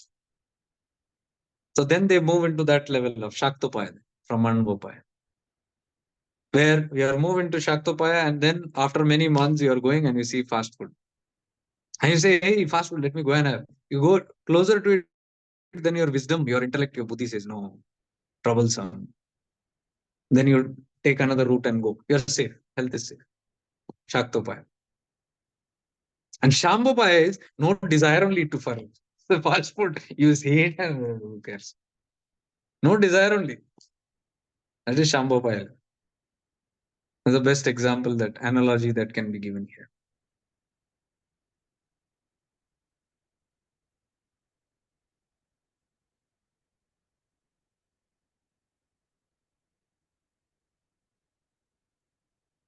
So this Shaktipata, yeah, I made a note here. Shaktipata of Parabhairava is always at your disposal. Shiva Sutra says. The Shaktipata of Parabhairava is always at your disposable, means it's always available to you any moment. You have to only become aware of it. Grace or Shaktipata is entitled to you every single moment. You can activate Shaktipata through a firm will. That's what Shiva Sutra says. You can activate that Shaktipata. You means Shiva only, playing the game. And when you get this knowledge, means you're ready for that. When you have this understanding, means that level has come where you can now have more Shaktipatas through your own firm will. So that's what it says. Shaktipata of Bhairava is always available at your disposal. You have to only become aware of it. You have to know that Shaktipata. But in the start, you might not believe. You might think, no, Shaktipata comes from outside. I'm not worthy. Who am I to give myself Shaktipata? No, I am Parabhairava. That is having this grace in my being. I am entitled to it. So if I want, I can really be it. How do I do that?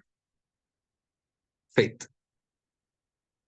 Once you move into that zone and once you understand the Parabhairava Tattva, and then through experience or through whichever way you have a conviction and faith in it, that faith multiplies your Shaktipat and grace. That faith is what is called as devotion.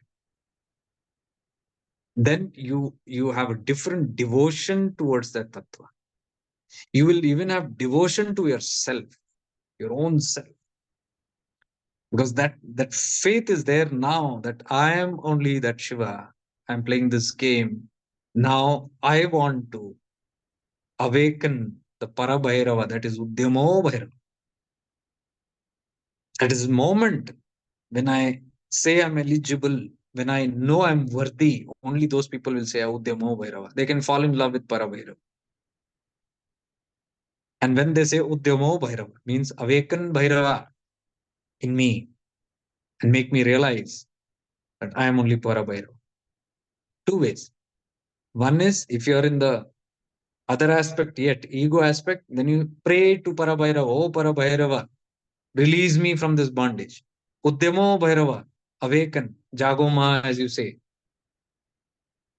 Jagoma is the other expression that you are a devotee and my separate.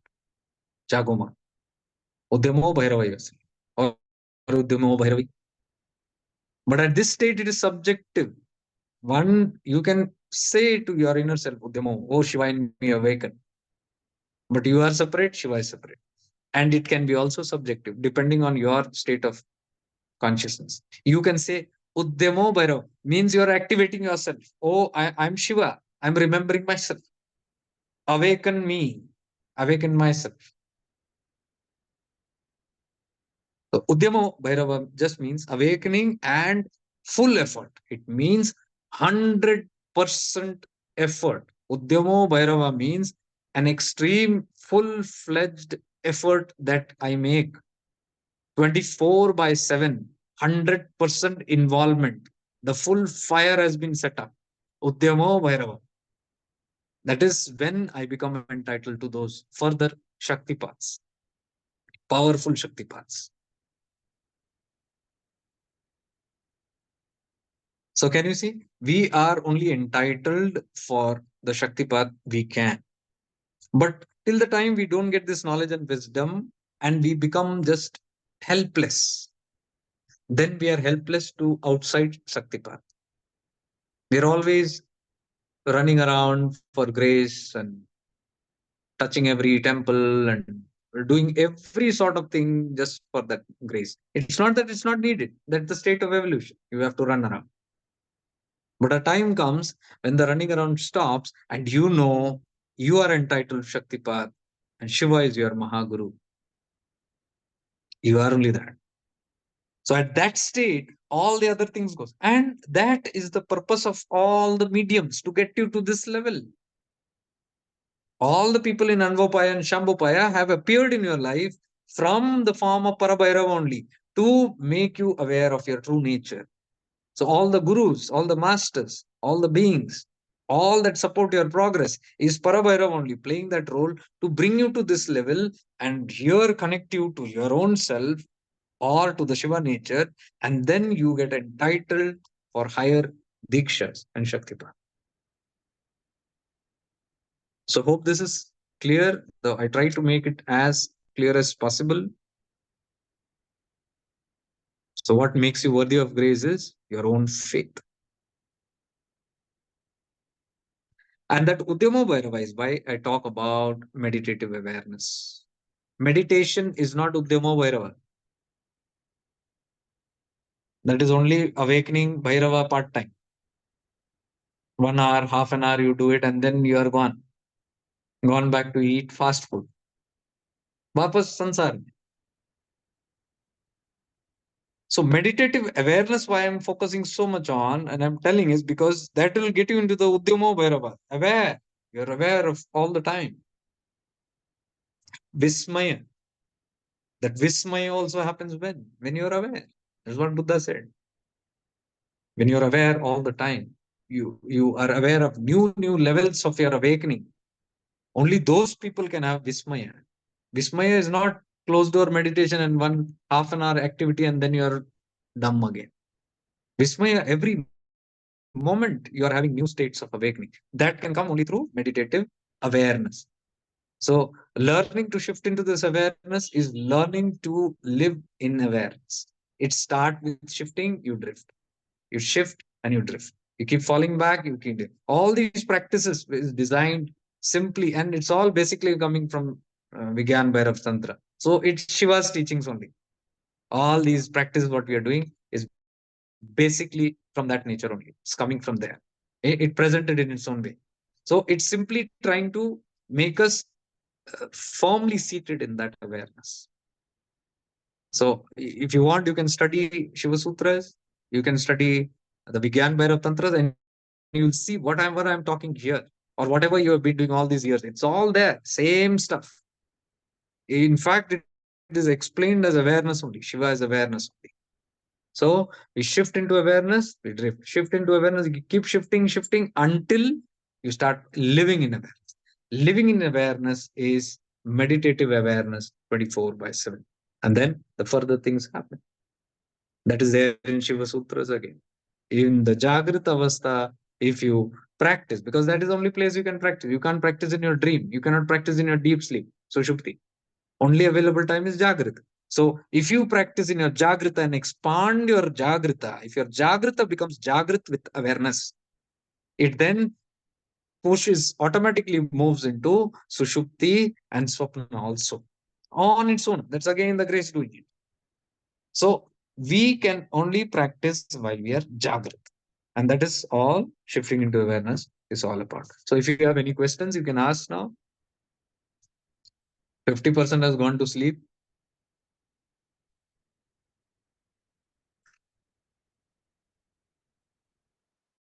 I don't know how many are there on YouTube. I didn't check it because I'm sorry if anybody is putting any questions there or comments. I can't see it yet. So I think here a couple of you has some chats. Very strong and higher truth in today's satsang. So much gratitude, Pranam. Okay. So that nature in you which observes this, that's Vismaya. So have Vismaya, not Dambopana. You have something and you're dumb. Nothing is happening only. No effect only anywhere. And there are people who express, all these messages that come, it's that expression. You say, unbelievable, this happened to me, Vismaya. And there are the dumps. So what? And they say, it's my right. Anyhow, Anugrah Shakti is working on me. It is my right. What is that? So, any questions now? You can just ask and clear here. Yeah, one more point I had written here was very powerful, very beautiful. That is, Parabhairava is the purest of all purified state. Shiva has many purified state. We keep purifying Shiva in so many different ways. Externally, we purify. Temples we purify, pran pratishtha, we do so many things. Abhishekam, we bathe this body. We do all kind of purification to purify Shiva. Or we want to see the most purified form of Shiva. You might get it, but it's all very limited. The purest form of Shiva is Parabhairav. And the purest form of purification is the purification of ego, Anav Malla. The final Malla, when it is removed, you will find the purest form of Parabhairav. There is nothing as pure as that. What they explain and exclaim. And today, in fact, I met Yogi, a sadhu. I was sitting in Aurosha and just going through some notes. A Westerner, he's a foreigner, American, and quite old enough. And he's a sadhu. He's taken sannyas, he's taken proper diksha from his guru. He was Michael somebody, and then he's now Swami Markandeya something.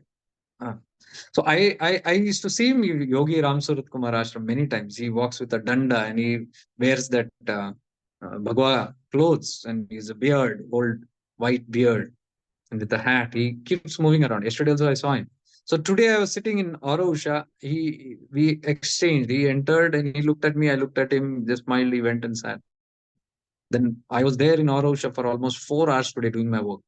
So he was observing from that on the other part of the table, and then he walked up to me and he came and said, "Are you that guy who makes videos?"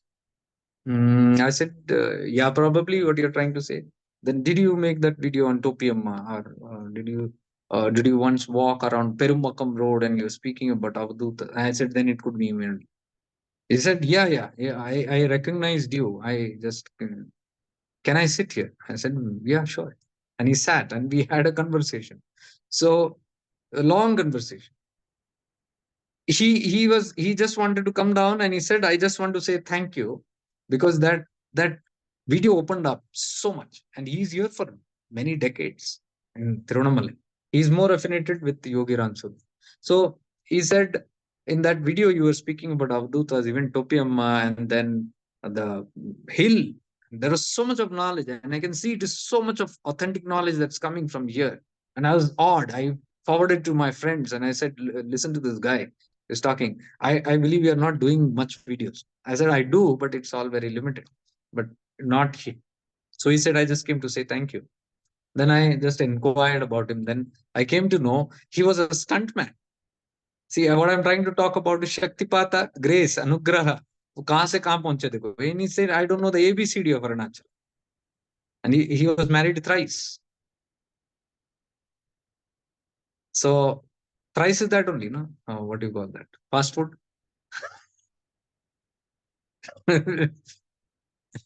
एक बार अजब नहीं हुआ, then you go again and again and then again and again. So, one second.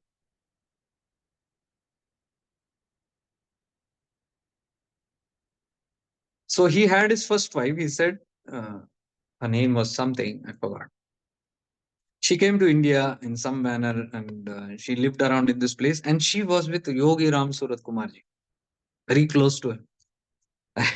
And she had a great journey with him. And he says, "I didn't even know anything about this. All once he lived in the US and then to the UK, and he was working in the films. He was a stuntman. He was the stuntman to Superman 3 and 4. The main guy, I don't know, he took names, I didn't. So he said he did a lot of stunts. So he was in all those movies.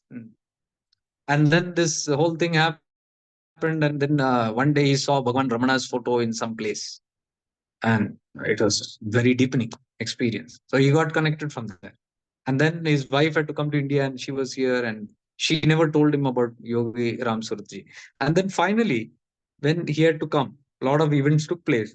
When he had to come here, she gave him the picture of Yogi Ram Surat Kumarji and said, "This is one great Mahatma there."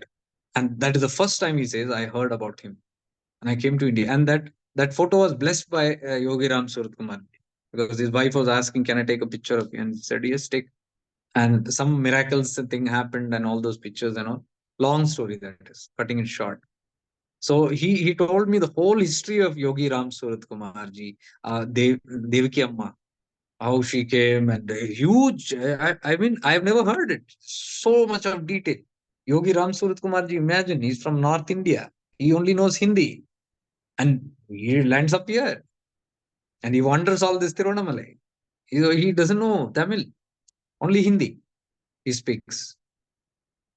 And then he had met Bhagwan Ramana and Aurobindo and then Papa Ramdas. And Papa Ramdas was his final guru. He went to Kanyanad, and from there, uh, Papa Ramdas asked him to leave and go and be independent. That's how he came back to Tiruvannamalai, and what happened later is all. So I was talking to this person, and when he was telling, I was like, Vismaya, like, wow. And he was trying to understand what was all this and how Anugrah. See from where, who comes where. And that is how all these Westerners are here. From where? How many kilometers, miles away? And did anybody plan to come here? You ask anybody of them. I have talked with so many of them. Nobody had a clue they are coming here. When the time is right, you are pulled here. That is the power and grace of Arunachala. So blessed be all the beings that come here. Most of you have already come here. And you got connected already. And that's it. That's an eternal bond now. It's like he will take care. That soul consciousness, that Parabhairava will take care, which is you only. But that will be taking care of everything. So all that you need to do right now, the message of this whole grace of Arunachala is now we are having the grace of Arunachala or grace of God. Like Rumi says, the truth. To walk on the path of truth, you need to have the grace of God. And this is the path of truth we are revealing. So means we already have the grace. So now we can just be aware of this grace and be eternally grateful to it, or still be mongering about it, still be complaining and say, this is not happening, that is not happening. I'm still depressed. Things are not going my way. Why should it go your way? That's the whole question. The whole experience of life is to be the way it is, accept everything the way it is. Why should I try to change myself into this and that? Accept myself the way I am. Because it's a journey that's unfolding on its own. And I trust in that anugraha, that grace that is unfolding within me. So let it unfold how it is. What am I supposed to do? I am simply aware of the experiences. So that experience does not override me or overwhelm me. So I have to remember about my Parabhairava nature. So if I am in that nature, this cannot affect me. It affects me only when I leave my nature or forget my nature. So my whole practice should be to only remember who I am again and again. Remember, remembering back. You're a member of that Maha unit. So you are remembering. You remember, you recognize yourself.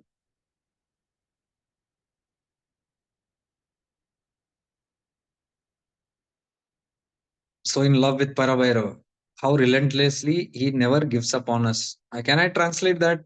How much I am in love with myself. How relentlessly I never give up on myself. A little change in perspective. He says, how great is that Parabhairava? He never gives up. I'm saying, how great am I who never gives up on myself? Subjective experiences. So it might, this subjective nature might not come, but it's good to remember at least sometimes.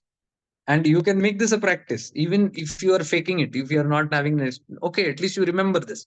And you can try to feel it subjectively. Oh, I am this. You will see tremendous ease whenever you do that.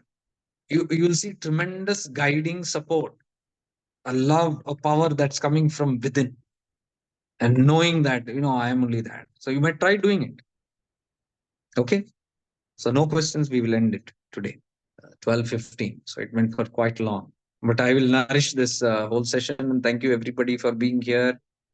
Because of you all, this beautiful satsang happened, and this will leave behind in YouTube for people who are eligible to come, and that's how probably this was done.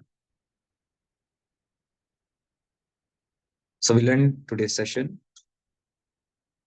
Om Purnamada Purnamidam Purnat Purnamudayachati Purnasya Purnamadaya Purnamevavashishyate.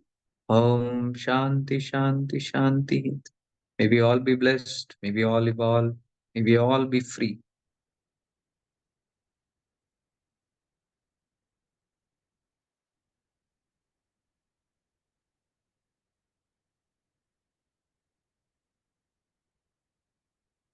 Stay blessed, everyone. Anybody wants to join the retreat? It's in June. It's I forgot the dates. It's there on shiftingintoawareness.com. Level 2 is eligible only for those who have done level 1, and I think only 2-3 seats are available. That will get full. Level 1 is available. Those who are very new, want to come and experience this place. And see, that's one thing that I want to add here. You can try coming here and moving around. You might not get a grip. That is the reason we conduct retreat, so that my job here or the retreat's job job here is to make you conducive enough. That's what we do here. Make you conducive and open enough, sensitive enough to experience the grace of Arunachala. So we are trying to just rapidify or sensitize that process through these retreats. So those who have come here alone and those who have done through the retreats, you will come to know the difference, what it is.